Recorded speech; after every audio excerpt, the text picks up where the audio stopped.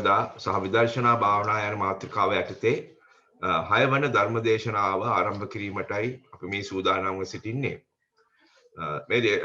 මේ දේශනා මාලාව මෙහෙවන ලබන්නේ අපි කවුරුත් හොඳින් දන්නා විචිත්‍ර ධර්ම කතික මිනිපුර අමාශාන්ති තපෝවන ආරණ්‍ය සේනානාධිපති නම කියන අවසරයි ස්වාමීන් වහන්සේ අත පූජනීය තපෝවනයේ රතන ස්වාමීන් වහන්සේ විසිනුයි.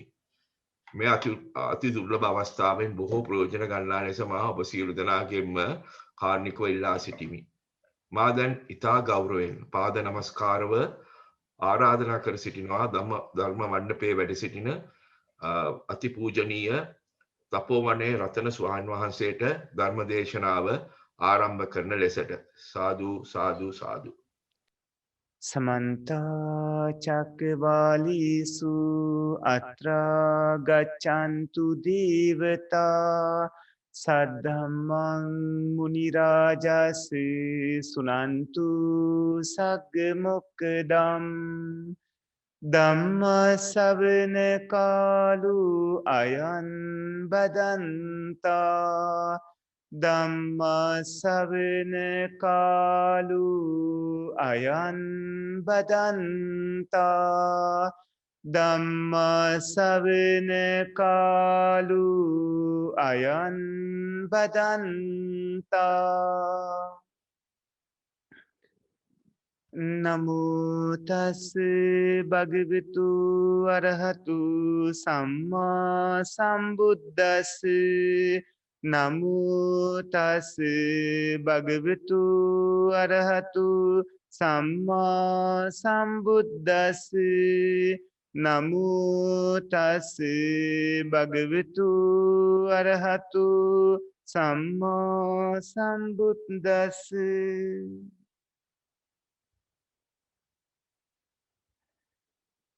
කරුණාවන්ත ගුණබර සත්පුරුෂ පින්වත්නි, මේ වෙනකොට ඔය පුණ්‍යවන්තයෝ සම්මාදිට්ඨි සූත්‍ර දේශනා මාලාවේ සූත්‍ර දේශනා 5ක්ම ශ්‍රවණය කළා. ඒ තමයි කම්මපත වාරේ, ආහාර වාරේ, සච්ච වාරේ, ජරාමාන වාරේ, ජාති වාරේ කියලා කියන්නේ. එතකොට පින්වත්නි, ඔය ඇත්තෝ කම්මපත වාරයේදී කර්මය කියන්නේ මොකද්ද? කුසල කර්ම අකුසල කර්ම වලට අදාළව ලෝභ දේශ මොහ අලෝභ දෝස අමෝහ කියන ඒ හේතු ගැනත් කර්මය ගැනත් දැනගත්තා. පස්සාහාරේ, මනෝ සංචේතනාහාරේ, කබලීකාරාහාරේ, විඥාන ආහාරී කියන ආහාර 4 ගැන දැනගත්තේ ආහාර වාරයේදී. ඔය පින්වතුන් ආත්මයේ මම කියලා හිතන් ඉන්න හිතලුව ඒ මිත්‍යාව පින්වත්නි හොඳින් තේරුම් ගනිමින් කර්මඵල කොහොමද ඔබට විපාක දෙන්නේ කියලා, ඒ වගේම පින්වත්නි ආහාර 4 මොනවද කියලා දැනගෙන ඔබ අවබෝධ කරගන්න ඕන චතුරාර්ය සත්‍ය ධර්මයට අදාළ දේශනා වාරය ශ්‍රවණය කළා. ඒ තමයි සත්‍ය වාර දේශනාව. දිරා යෑම මරණය ගැනත් ඔය පුණ්‍යවන්තයෝ ශ්‍රවණය කළා ජරාමාන වාරයේදී. ඒ වගේම ඉපදීම ගැන අද නම් මව් කුසින් මනුස්ස ලෝකෙ ඉපදලා ඉන්නේ. දිව්‍ය ලෝකවල දේවරෝ උපාතික උපදින බව, ඒ වගේම පින්වත්නි සතර අපාගත අයකින් නරක වගේ තැන්වල උපාතික උපදින බව, හැබැයි තිරිසන් වගේ තැන්වලදී තවත්කම් වලින් උප්පත්ති ලබන බව, මේ ආදී පින්වත්නි දිරා යෑම මානෙ ගැන කතා කළ ಜಾති වාරයට ඇවිල්ලා ඒ උප්පත්ති ගැන කතා කළා. උප්පත්ති ගැන කතා කරලා සත්පුරුෂ පින්වත්නි දැන් ඔය ඇත්තෝ අදට නියමිත දේශනාවයි මේ ශ්‍රවණය කරන්න සූදානම් වෙන්නේ. එදා අපේ පින්බර සරියුත් මහරහතන් වහන්සේ අර රැස් හිටියේ පින්වත් ස්වාමින් වහන්සේලාට මේ දේශනා වාර කීපෙම අව කරලා අවසන් වුණාම අර ස්වාමින් වහන්සේලා අහනවා, පින්වත් සරියුත් මහරහතන් වහන්සේ කරුණ අපි මේ විදිහටම පිළිපදනවා. මේ විදිහටම පිළිගන්නවා. ස්වාමීනි ආර්ය ශ්‍රාවකයා සම්මාදිට්ඨිය තියෙන කෙනෙක් වෙන්න පුළුවන් තවත් ක්‍රමයක් තියෙනවා නම් අපිට කියන්න කියලා. ඒ වෙලාවේ තමයි සරියුත් මහරහතන් වහන්සේ මෙහෙම දේශනා කළේ. සම්මාදිට්ඨිය ඇති කරගන්න පුළුවන් තවත් ක්‍රමයක්. ඔය පින්වතුන් කම්මපතවාරී, ආහාරවාරී, සත්‍යවාරී, ජරාමානවාරී, ජාතිවාරී විදියට සම්මාදිට්ඨිය නැත්තම් නිවැරදි දැක්ම ඇති කරගන්න ඕන දේශනා කීපයක් ශ්‍රවණය කළා. මේ තවත් ක්‍රමයක්. එවැත්නි තවත් ක්‍රමයක් තියෙනවා. භවය කියන්නේ කුමක්ද?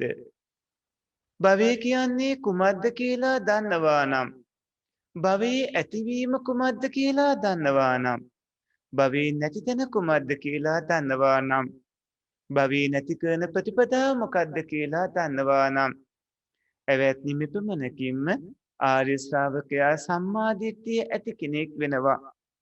ඔහුගේ දැකීම ඍජු බවට පත් වෙනවා.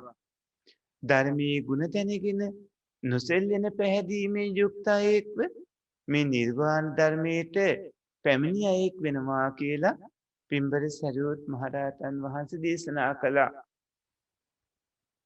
පින්වත්නි, භවය ගැන දැනගන්න ඕන, භවයේ ඇතිවීම ගැන දැනගන්න ඕන, භවයේ නැති තැනක් දැනගන්න ඕන, භවයේ නැති කරන ප්‍රතිපදාවත් ඔය පින්වතුන් දැනගන්න ඕන.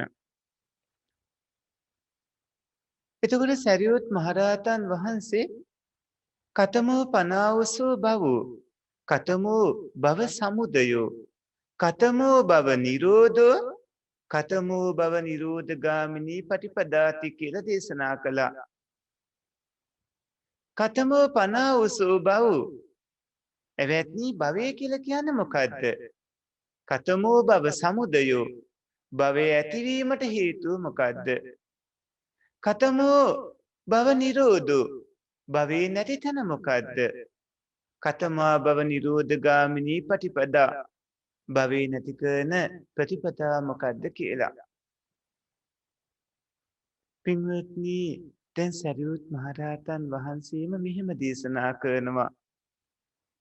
තයෝමී ආවුසෝ භව, කාම භවෝ, රූප භවෝ, අරූප භවෝ. ඔන්න පින්වත්නි, දැන් භවය කියන්නේ මොකද්ද කියලා දේශනා කරන්නේ. පින්වන්ත මහණෙනි, මේ භවී තුන් ආකාරයක් වෙනවා. ඒ තමයි කාම භවී, රූප භවී, අරූප භවී කියලා කියන්නේ. පින්වත්නි, භව ඔක්කොම තුනක් තියෙනවා.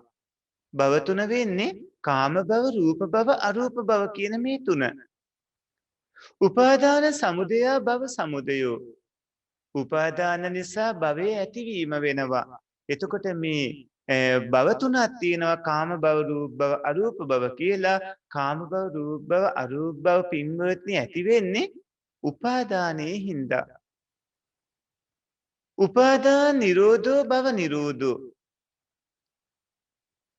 පින්වත්නි, උපාදාන නිරෝධා භව නිරෝධෝ.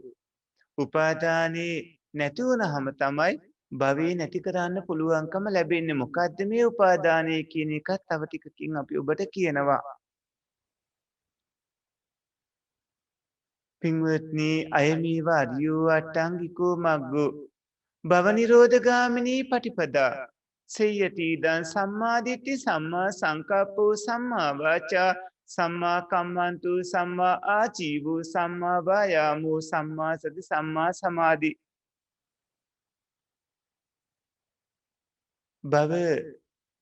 භවය නැති කිරීමේ ප්‍රතිපදා මාර්ගය වෙන්නේ ආර්ය අෂ්ටාංගික මාර්ගය. භවය නැති කිරීමේ ප්‍රතිපදා මාර්ගය ආර්ය අෂ්ටාංගික මාර්ගය කියද්දී ආර්ය අෂ්ටාංගික මාර්ගය වෙන්නේ නිවැරදි දැකීම, නිවැරදි සංකල්පනා, නිවැරදි වචනේ, නිවැරදි ක්‍රියා, නිවැරදි පැවැත්ම, නිවැරදි උත්සාහය, නිවැරදි සිහිය, නිවැරදි කුසාසිතේ බලවත් ඒකාග්‍රතාවය කියන එකට. සම්මා දිට්ඨිය කියන්නේ නිවැරදි දැක්ම, හරි දැකීම. නිවැරදි දැකීම, නිවැරදි කල්පනා, නිවැරදි වචනේ, නිවැරදි ක්‍රියා, නිවැරදි දිවි පැවැත්ම, නිවැරදි උත්සාහය, නිවැරදි සිහිය, නිවැරදි කුසාසිතේ බලවත් ඒකාග්‍රතාවය. පින්වත්නි, මේ භවය කියලා කියන්නේ කාම භව, රූප භව, අරූප භව කියන තුනට නමක්. මේ භවයේ ඇති වෙන්න හේතු වෙන්නේ උපාදානය. උපාදානය නැති කළොත් පින්වත්නි භවය නැති කරන්න පුළුවන්. භවය නැති කරන මාර්ගය තමයි ආර්ය අෂ්ටාංගික මාර්ගය කියලා දේශනා කළේ. කාම රූප අරූප කියන තුන් භවය හටගන්නන හේතුව උපාදානයයි. උපාදානය නැති කළොත් තමයි භවය නැති කරන්න පුළුවන් වෙන්නේ. ඒකට ආර්ය අෂ්ටාංගික මාර්ගය පිළිපදින්නට ඕනේ. පින්වත්නි භවය කියන්නේ මොකද්ද? දැන් සරියුත් මහරහතන් වහන්සේ දේශනා කළානේ භවංච පජානාති කියලා. භවය කියන්නේ පින්වත්නි කාම භව, රූප භව, අරූප භව කියන තුනට. එතකොට මේ භවය හඳුන්වන මේ තුන පින්වත්නි තවත් විදිහකට කියන්න පුළුවන්. තව තවත් ක්‍රමවලට කියන්න පුළුවන්. කාම භව, රූප භව, අරූප භව කියන එක සංඥා භවය, අසංඥා භවය, නීව සංඥා, නාසංඥා භවය කියලා කියන්න පුළුවන්. එහෙම නැත්නම් මේ තුන මේ ඒකවෝකාර භවයේ, චතුෝකාර භවයේ, පංචවෝකාර භවයේ කියලා කියන්න පුළුවන්. දැන් අපි මේ කිව්වේ තුන් ආකාරයක්. ධර්ම දේශනාවලදී තුන් ආකාරයෙන් කොහොම කිව්වත් මේ කතා කරන්නේ භවය කියන එක තේරුම් ගන්න. ඒකවෝකාර, චතුෝකාර, පංචවෝකාර කියලා කතා කරොත් මේ භවය කියන තව එක ක්‍රමයක්. සංඥා භවයේ, අසංඥා භවයේ, නීව සංඥා, නාසංඥා භවයේ කියලා කිව්වොත් ඒ භවය හඳුන්වන තවත් ක්‍රමයක්. ඒ වගේම කාම භව, රූප භව, අරූප භව විදියට භූමි 31කට ගත්තොත් ඒ භවය හඳුන්වන තවත් ක්‍රමයක්. පින්වත්නි නරක තිරිසන්, ප්‍රේත, අසුර කියලා අපාය හතරක් තියෙනවා. මනුස්ස ලෝකයක් තියෙනවා. මනුස්ස ලෝකේ පහළම තියෙන නරකිනම් ගත්තාම පස්වෙනි තැන තියෙන්නේ. ඊට පස්සේ චාතුර් මහා රාජිකේ, තාවතින්සේ, යාමේතුස්තේ, නිර්මාරතේ, පානිමිත වසවර්තී කියන දිව්‍ය ලෝක හයක් තියෙනවා. මේ කතා කරපු භූමි 11 උපදින සත්වයින්ගේ උපාදාන ස්කන්ධයන්ට පින්වත්නි අපි කියන්නේ කාම නැත්නම් කාම භව කියලා කියන්නේ. එතකොට මේ භූමිය 11 උපදින සත්වයින්ගේ උපාදාන ස්කන්ධය කාම භවයේ වෙනවා.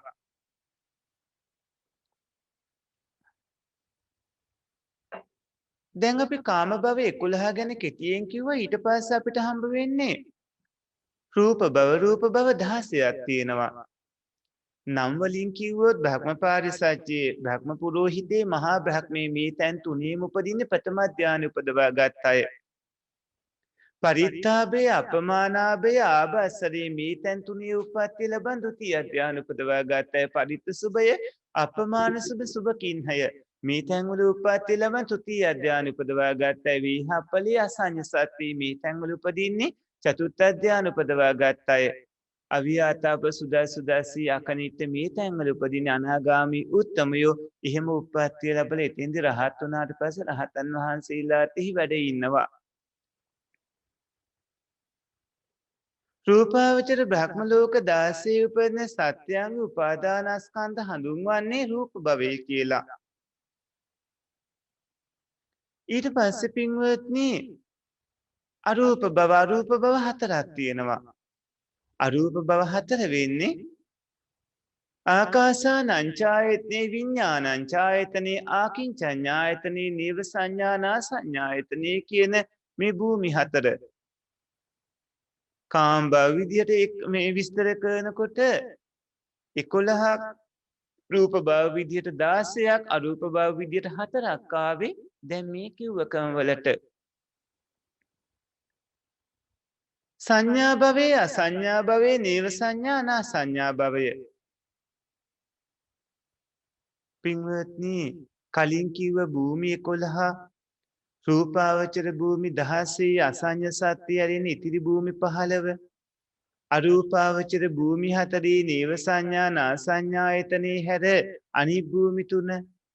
මේ භූමි වල උපදින සත්වයින්ගේ උපාදානස්කන්ධය හඳුන්වන්නේ සංඥා භව විදිහට. හැබැයි අසඤ්ඤ සත්‍ය උපේද සත්‍යයන්ගේ උපාදානස්කන්ධය අසඤ්ඤ භව විදිහටයි හඳුන්වන්නේ. නීව සංඥා නාසඤ්ඤා එතන සත්වයන්ගේ උපාදානස්කන්ධය නීව සංඥා නාසඤ්ඤා භවයේ දෙස තමයි හඳුන්වන්නේ. ඊට පස්සේ පින්වත්නි ඒකවෝකාර චතුවෝකාර පංචවෝකාර භවයේ වෙනවා. ඒකවෝකාර කියනකොට චතුවෝකාර කියද්දි පංචවෝකාර කියද්දි මේ වෝකාර කියන වචනයත් ඔබට අහන්න ලැබුණා. මොකද මේ වෝකාර කියලා කියන්නේ? වෝකාර කියලා කියන්නේ පින්වත්නි ස්කන්ධවලටම තවත් නමක්. අසඤ්ඤ භූමියේ තියෙන්නේ රූපස්කන්ධී විතරයි. ඒ හින්දා අසඤ්ඤ භූමියේ උපදින සත්‍යයන්ගේ උපාදානස්කන්ධය හඳුන්වන්නේ පින්වත්නි ඒකවෝකාර විදිහට. අරූප භූමියේ තියෙන පින්වත්නි නාමස්කන්ධ 4 විතරයි. ඒ හින්දා අරූප භූමියේ උපදින සත්‍යයන්ගේ උපාදානස්කන්ධය හඳුන්වන්නේ චතුෝකාර විදිහට. ඉතිරි භූමිවල සත්වයින්ට පින්වත්නි පංචස්කන්ධයම තියෙනවා. ඒ හින්දා ඒ අයගේ උපාදානස්කන්ධ හඳුන්වන්නේ පංචවෝකාර භව විදිහට. පින්වත්නි කාම භවයේ රූප භවයේ අරූප භවයේ කියලා හඳුන්වන මේ භව තුන නැවතත් කොටස් දෙකකට බෙදන්න පුළුවන්. ඒ තමයි පින්වත්නි කර්ම භවය සහ උප්පත්ති භවය කියලා. මෙතන දැන් හරි විශේෂයි. අදට නියමිත භවවාර දේශනාවේදී භවය කියන එක කොටස් දෙකකට ප්‍රධාන වශයෙන් බෙදනවා. ඒ තමයි කම්ම භව සහ උප්පත්ති භවය කියලා.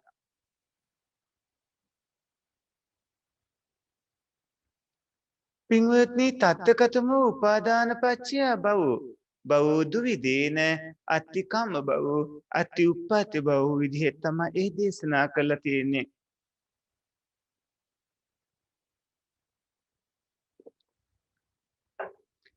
උපාදාන නිසා හටගන්නා භවය කියන්නේ පින්වත්නි දෙකකට ඒක දෙආකාරයකින් දැනගන්න ඕන. එකක් තමයි කර්ම භවයක් තියෙනවා, අනිත් එක තමයි උප්පත්ති භවයකුත් තියෙනවා.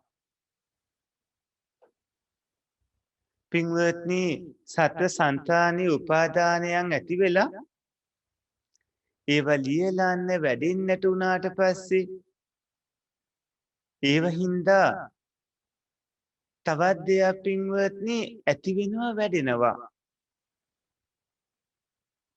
උපාදාන හින්දා ඇතිවන පින්වත්නි ඒ දේවල් භවයේ විදිහට තමයි හඳුන්වන්නේ.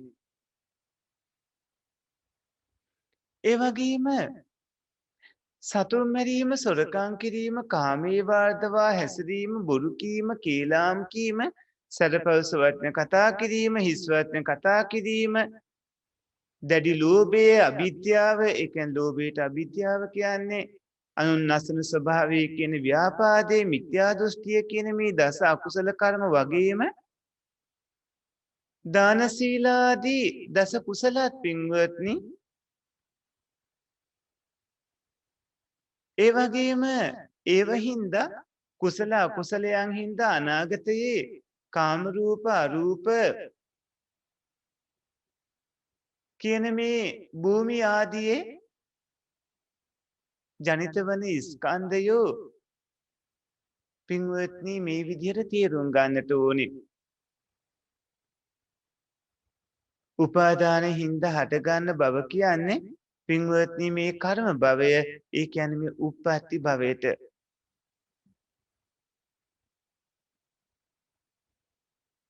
එතනදී පින්වත්නි කර්ම භවයත් මේ විදිහට ඔය ඇත තේරුම් ගන්න ඕන. තත්තකතමෝ කම්ම භවෝ පුඤ්ඤාභි සංකාරෝ අපුඤ්ඤාභි සංකාරෝ ආනෙන්ජාභි සංකාරෝ.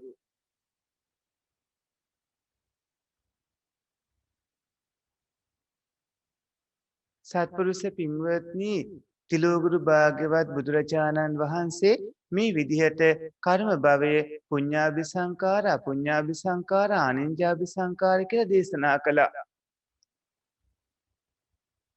එතකොට පුඤ්ඤාභි සංකාර අපුඤ්ඤාභි සංකාර ආනිඤ්ඤාභි සංකාර මේක පටලවා ගන්නේ නැතුව තේරුම් ගන්න වග බලා ගන්න ඕන. ඒකට හේතුව තමයි සමහරුන් සසරටනේ පින් හේතු වෙන්නේ පින් හින්දා මෙහෙ වෙන්නේ කියලා පිනුත් අත්අයින් හත්න කාරණාව හරියට දන්නේ නැතුව නිවන් දකින්නකම පින්වල උපකාරයේ නාම රූප වලට බලපාන ආකාරයේ පටිච්චසමුප්පාද ධර්මයේ ඔස්සේ අවබෝධ කරගන්න ඕන. තත්තකතමෝ කම්ම භවෝ පුඤ්ඤාභි සංකාරෝ අපුඤ්ඤාභි සංකාරෝ ආනිඤ්ඤාභි සංකාරෝ අයං උච්චති කම්ම භවෝ. කර්ම භවය කියලා කියන්නේ පින්වත්නි පුඤ්ඤාභි සංකාර අපුඤ්ඤාභි සංකාර ආනිඤ්ඤාභි සංකාර කියන මෙන්න මේවට. මෙතෙන්දී දස කුසල් දස අකුසල් මේ විදිහට පින්වත්නි පින්පව් දෙයාකාරයකට බෙදනවා. දස කුසල් දස අකුසල් විදිහට ඒව හඳුන්වන්නේ කර්ම භවය කියලා.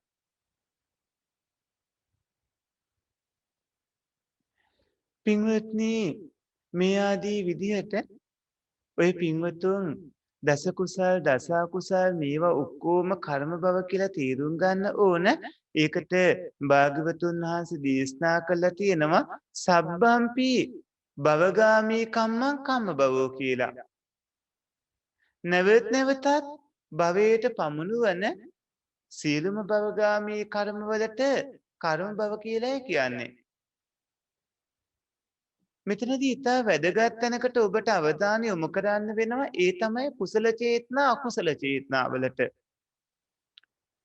අපුඤ්ඤාභි සංකාර පුඤ්ඤාභි සංකාර ආනෙන්ජාභි සංකාර ආදී විදිහට අරගෙන පින්වත්නි පුඤ්ඤාභි සංකාර ධර්ම විදිහට කාමාවචර කුසල චේතනා 8ක් රූපාවචර කුසල චේතනා 5ක් මේ විදිහට කුසල චේතනා 13ක් පුඤ්ඤාභි සංකාර විදිහට තේරුම් ගන්න ඕනේ. අපුඤ්ඤාභි සංකාර ධර්ම විදිහට පින්වත්නි අකුසල චේතනා 12ක් ඔය ඇත්ත තේරුම් ගන්න ඕනේ. ඒ තමයි අර අකුසාසී 12 යෙදෙන චේතනා චෛතසිකය. ආනින්ජාභි සංකාර ධර්ම විදිහට පින්වත්නි කුසල චේතනා 4ක් තියෙන බවත් තේරුම් ගන්න ඕන. ඒ තමයි ආකාසානං ඡායතන විඥානං ඡායතන ආකින්චඤ්ඤායතන නිව සංඥා නා සංඥා එත්නී කියන මේ සිත් හතරේ යෙදෙන චේතනාව. මෙතන මේ කිව්ව කුසල චේතනා 29ත් එක්ක එකට යෙදෙන අවිද්‍යාව ව්‍යාපාදේ වගේ ධර්මත් පින්වත්නි එකටම අරගෙන කර්ම භවයේ විදිහට භාග්‍යවත් බුදුරජාණන් වහන්සේ දේශනා කළා. ඔය පින්වතුන් මේ ආකාරයට නුවණින් විමසලා බලන්න ඕන. දැන් පින්වත්නි ඔබ දන්නවා කර්ම භවයේ 3 ආකාරයක් වෙනවා කියලා. මේ කර්ම භවයේ පුඤ්ඤාභි සංකාර වෙනවා අපුඤ්ඤාභි සංකාර වෙනවා ආනෙන්ජාභි සංකාර වෙනවා. එතකොට පුඤ්ඤාභි සංකාර අපුඤ්ඤාභි සංකාර කියන දෙකම පින්වත්නි කුසල නිසා එකට ගත්තාම කුසල කර්ම භවයේ විදිහට හඳුන්වනවා. එතකොට මෙතනදී පුඤ්ඤාභි සංකාර කියන එකට පින්වත්නි පුඤ්ඤාභි සංකාර ආනින්ජාභි සංකාරයි කුසල කර්ම භව විදියට හඳුන්වනවා. අපුඤ්ඤාභි සංකාර වෙන්නේ අකුසල කර්ම භවයේ වෙනවා.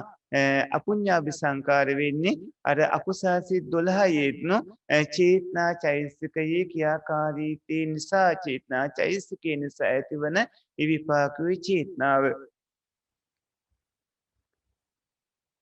ඊටාම සියුම් තැන් මේ කියන තැන් ඔය පින්වතුන් හොඳට නුවණ යොදවලා මේ කරුණ අවබෝධ කර ගන්නට ඕනේ. ඊළඟට පින්වත්නි උප්පත්ති භවය. තත්තකතමෝ උප්පත්ති භවෝ කාම භවෝ රූප භවෝ අරූප භවෝ සංඥා භවෝ අසංඥා භවෝ නීව සංඥානා සංඥා භවෝ ඒකවෝකාර භවෝ චතුවෝකාර භවෝ පංචවෝකාර භවෝ.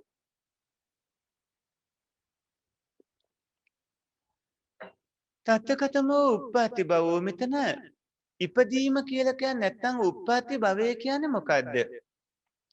උප්පත්ති භව පින්වත්නි කාම භව, රූප භව, අරූප භව, සංඥා භව, අසංඥා භව, නිර්සංඥා, නාසංඥා භව, ඊක වූකාර භව, චතු වූකාර භව, පංච වූකාර භව කියන මෙන්න මේවට උප්පත්ති භවය කියලා කියනවා.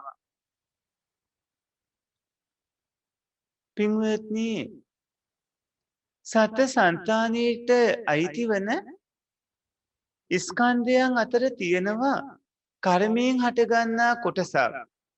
ඒ වගේම කර්මයෙන් හටගන්නේ නැතුව වෙනත් හේතුන්ගෙන් හටගන්නා කොටසුත්. උපාදාන ස්කන්ධ කියලා කියන්නේ කර්මයෙන් හටගන්නා ස්කන්ධ වලට නමක්.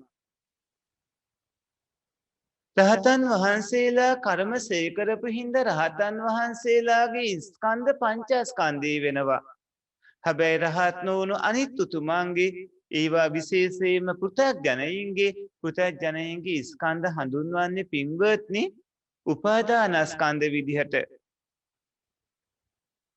ඒකට හේතුව සත්ත්ව సంతානයට අයිති ස්කන්ධයන් අතර කර්මයෙන් හටගන්නා කොටස් වගේම වෙනත් හේතු වලින් හටගන්නා කොටසුත් තියෙනවා.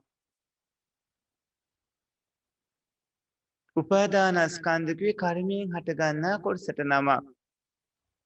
එතකොට උපාදාන පත්‍ය භවෝ කියලා මෙතනදී සරියුත් මහරහතන් වහන්සේ දේශනා කළේ කර්මයෙන් හටගන්නා ස්කන්ධ තියෙනවා.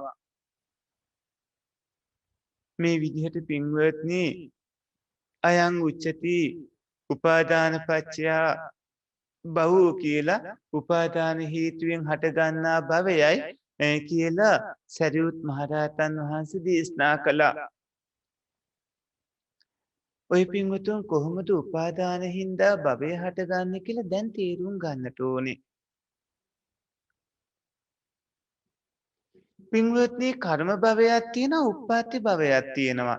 මේ දෙකෙන් කර්ම භවය කුසල කර්ම මේ භවයේ වෙනවා අකුසල කර්ම භවයේ වෙනවා. කුසල කර්ම විදියට අකුසල කර්ම විදියට දෙආකාරයක් වෙනවා. එතකොට කර්ම භවයේ තියෙනවා මෙතෙන්දී කර්ම භව කුසල කර්ම භවයේ අකුසල කර්ම භවයේ විදියට පින්වලින් දෙකට බෙදෙනවා. කුසල කර්ම භවයේ ඔය ඇතු දන්නවා පුඤ්ඤාභි සංකාර ආනෙන්ජාභි සංකාරයකට අරගෙන අකුසල කර්ම භවයේ දන්නවා දැන් මේ අපුඤ්ඤාභි සංකාරයෝ කියලා.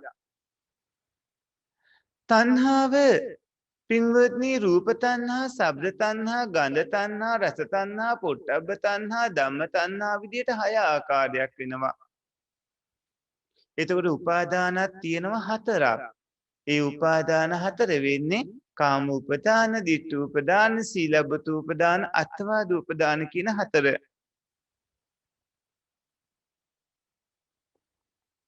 දැන් පින්වත්නි මේවා අතරින් කාමෝපදානයත් රූප කාමෝපදානය, ශබ්ද කාමෝපදානය, ගන්ධ කාමෝපදානය, රස කාමෝපදානය, පොට්ටබ්බ කාමෝපදානය, ධම්ම කාමෝපදානය විදියට 6 ආකාරයකට බෙදෙනවා.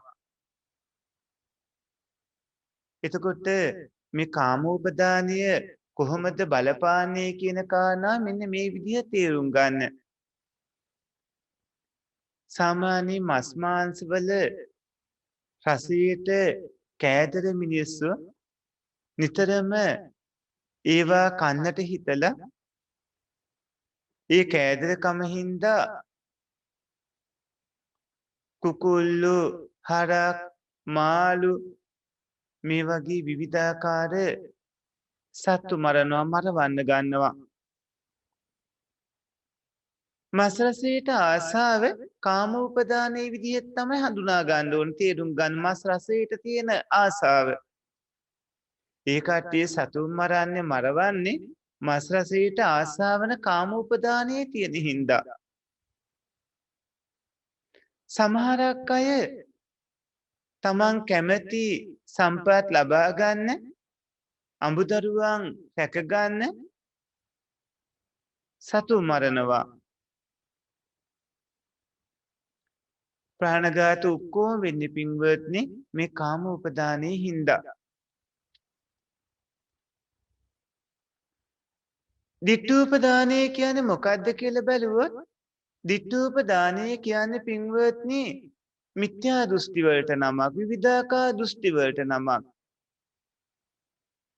සමහරුන් මිත්‍යා දෘෂ්ටිගත වුණාම ඒ අය දෙවිවරුත් එක්ක තමන්ගේ ගැලවීම ගැන හිතන්නේ දෙවියන් තමන්ව ගලව ගන්නවා කියලා. දෙවිවරු සත්වයින් මැව්වා කියලා. ඒ සත්වයින් මවපු ඒ දෙවිවරු වෙනුවෙන් සතුන් මරන්න ඕන කියලා. එහෙම හිතාගෙන සමහරු යාගහෝම විවිධ දේවල් පවත්වමින් සතුන් මාරනවා, මරවනවා.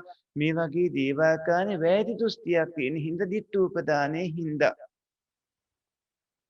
ඊළඟට අත්වාදූපදානය. අත්වාදූපදානය කියන්නේ සත්පුරුෂ පින්වත්නි, සමහරුන් තමන්ගේ ශරීරයේ නිදුක්ව නිරෝගීව තියාගන්න සත්තු මරනවා. සත්වයින්ගේ බිත්තර කනවා. තමන්ගේ ආරක්ෂාවට විවිධ සතුන් මරනවා. ඒ වගේම දූ දරුවන්ගේ පවුලේ අයගේ ආරක්ෂාවට නයි පොළොංගු වගේ තවත් සත්තු මරනවා. අත්වාදූපදානයේ එහෙම නැත්නම් ශරීරයේ නිරෝගී වීම තබා ගන්නට මේ ආදී විවිධ විදිහට පින්වත්නි සත්ත්ව ඝාතනය කළාම මේ ආකාරයට විවිධාකාර විදිහට තමන් උදෙසා ප්‍රාණඝාත ආදී කාරණා කරගත්තාම ඒවා අයිති වෙන්නේ අත්වාදූපදානයට. ඔය ඇත්ත කරන කියන හැමදේ ගැනම ඔබ සිහිනුවණින් විමසා බලන්න. බලන්න සම්මාදිට්ඨි සූත්‍ර දේශනා මාලාවේ මේ වෙනකොට දේශනා කීපයක්ම පහු කරගෙන ඉදී ඔබට ලැබෙන අවබෝධය පින්වත්නි සමහරුන් කාම උපාදානයේ හින්දා පින් කර ගන්නවා. කාම උපාදානයේ හින්දා පින් කරගන්නේ මෙහෙමයි.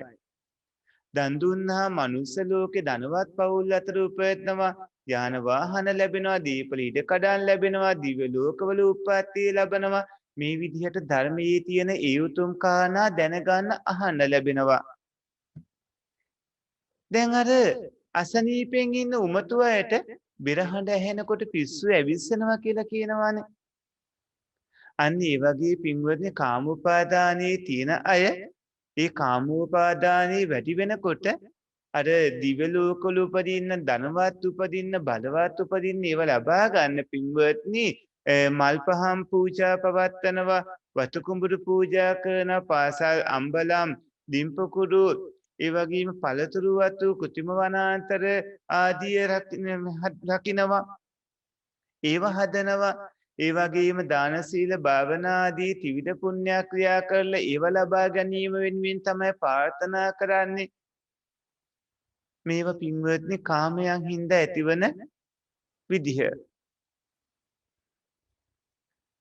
ඒ වගේම දන් දීම, සිල් රැකීම, භාවනා කිරීම වගේ දේවල් කළ දෙවිවරු සතුටු කරවනවා. දෙවිවරු Tamanට හැමදේම දෙනවා කියලා හිතාගෙන ඒව ලබා ගන්න දෘෂ්ටිගතව ඉඳලා පින්වත්නි කාමෝපදානයේ, ditthූපදානයේ කියන දෙකම හින්දා දාන සීල භාවනාදී පින්කම් වල යෙදනවා. හිතන්නකෝ ඔය පින්වතුන් කලින් භවයේ දිව්‍ය ලෝකයක දෙවි කෙනෙක් ඉඳලා එයින් චුත වෙලා ඇවිල්ලා දැන් මනුස්ස ලෝකෙ ඉන්නේ කියලා. එතකොට ඔබ දිව්‍ය ලෝකෙ ඉන්න කාලෙදී හිටිය කාලෙදී නැත්තම් දැන් ඔය ඇත්තෝ කාලානුරූප මෙතනින් මිය ගිහිලා මේ පින් බලයෙන් දිව්‍ය ලෝකෙ ඉන්නකොට පින්වත්නි ඔබ දිව්‍ය ලෝකේ ඒ අනාගතයේ ඉන්නවනම් ඒ ඉන්න කාලෙදී කවුරු හරි කෙනෙක් මනුස්ස ලෝකේ ඉන්න මිනිස්සෙක් ඔබ දිව්‍ය ලෝකේ ඉන්නවනම් ඒ ඉන්නකොට ඔබව සතුටු කරන්න හිතාගෙන දන් දීම, සිල් රැකීම විවිධ දේවල් කළ ඔබට පින් අනුමෝදන් කළාට ඔය ඇත්තන්ට පුළුවන්ද අර මිනිස්සෙයින්ව නිවන් දක්වන්නේ මේ මිනිස්සෙයින්ට හැමදේම ලබා දෙන්න, ඔවුන්ව දිව්‍ය ලෝකයට ගන්න? පින්වත්නි දෙවියන්ටත් එක්තරා ප්‍රමාණයක් සීමාවක් තියෙනවා, මිනිස්සෙයින්ටත් එහෙමයි. දිව්‍ය ලෝකෙ ඉපදනත් පින්වත්නි ආයුෂ, වර්ණය, සැපය, බලය, ප්‍රඥාව, නිරෝගීකම ආදී මේවා ලැබෙනවා කියලා දැනගත්තාම අත්වාදූපදාන ගින්න මතුවනවා සමහරුන්ගේ. උසස් ආත්මයක් ලබා ගන්න හිතාගෙන දාන සීල භාවනාදී පින්කම් සිද්ධ කරනවා. රූපාවචර අරූපාවචර බ්‍රහ්ම ලෝකවල සම්පත් ගැන ඇහුවාම පින්වත්නි ඒවා ලබා ගන්න හිතාගෙන ගිහිගේ අත්තාල පැවිදි වෙලා දාන සීල භාවනාදී පුණ්‍ය ක්‍රියා කරනවා. මේවා අත්වාදූපදානයේ හින්දා ත්‍රිවිධ පුණ්‍ය කර්ම සිද්ධ කරගන්න ආකාරයේ විදිහට තේරුම් ගන්නට ඕනේ. බලන්න කාමූපදානයේ, ditthූපදානයේ, සීලබ්බතූපදානයේ, අත්වාදූපදානයේ මේ උපාදාන හතර. උපාදාන හතරෙන් හින්දා තමයි පින්වත්නි භවය සකස් වෙන්නේ. භවය කිව්වහම කර්ම භවය, උප්පත්ති භවය වෙනවා. පින්වත්නි පෘථග්ජන සියලු ඇත්තෝ මගපල් නොලැබූ සියලු දෙනාම සියලුම පෘථග්ජනයෝ පිස්සු හැදුණු නැත්නම් උමතු තත්ත්වයට පත් වුණු අය වගේ.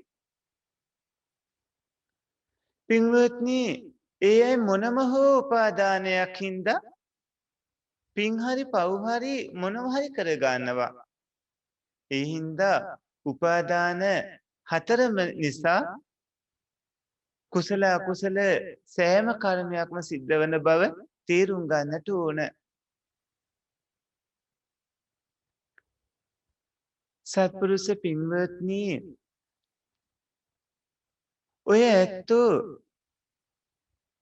නිරන්තරයෙන්ම කුසලයේ හැසිරෙමින් ප්‍රබල කුසලය තුල හැසිරෙමින් සසරින් ඈතර වෙන්නට නිවනම අරමුණු කරගනිමින් කටයුතු කරන්නට ඕනේ. එතකොට ඔය ඇත්තන්ට උපාදානයන් හින්දා විවිධාකාර සත්වයෝ විවිධාකාර කර්ම රැස් කරගන්න විදිය තීරුම් ගන්න පුළුවන්කම ලැබෙනවා. අනිත් අය වගේ තත්ත්වයට වැටෙන්නේ නැතුව ඔබට මේ මනුස්ස ජීවිතයේ මඟපල් ලබන්න හැකියාව ලැබේවි. පින්වත්නි කුසල කර්මයි අකුසල කර්මයි අතර තියෙනවා අනාගත භවයක උප්පත්තිය ලබා දෙන්න පුළුවන් ප්‍රබල කර්මයි ඉපදුනාට පස්සේ පැවැත්ම ලබා දෙන්න පුළුවන් කර්මයි. ඒක හරියට කුඹුරක හටගත්ත වී වලින් කොටසක් බොල් වීත් වෙනවා, කොටසක් නැවතත් වපුරන්න පුළුවන් විදිහට බීජ ශක්තිය තියෙන හොඳ වීත් වෙනවා. හැබැයි වී තමයි බොල් වීත් තියෙනවා, හොඳ වීත් තියෙනවා. ඒ වගේ දුර්වල පින්වලට පින්වත්නි දුර්වල පින්පව් වලට අපි කියනවා ප්‍රවෘත්ති විපාක ලබා දෙන කර්ම කියලා. ඒ වගේම අනාගතයේදී ප්‍රතිසන්දිය ලබා දෙන්න පුළුවන් ඒ කර්ම හඳුන්වන්නේ පින්වත්නි ප්‍රතිසන්දිය ලබා දෙන කර්ම නැත්නම් කර්මපත කියලා. දැන් කාම භව 11ක් තියෙනවා, රූප භව 16ක් තියෙනවා, අරූප භව 4ක් තියෙනවා. පින්වත්නි කාම භවයේ උපදින්න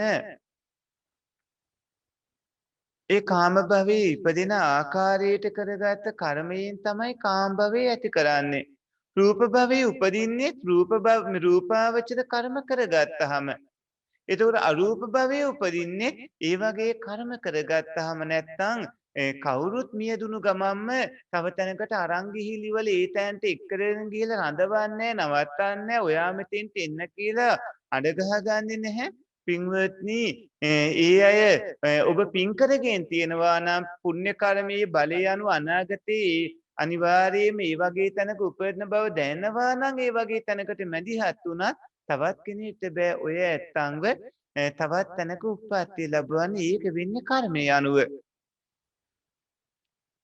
කර්ම භවයයි උප්පත්ති භවයයි දෙක වෙන වෙනම තේරුම් ගන්න ඕන භව දෙකක් තියෙනවා. පින්වත්නි ඔය ඇත්තන්ට නිවන් දකින්න නම් අනිවාර්යයෙන්ම භවයෙන් මිදෙන්නම සිද්ධ වෙනවා.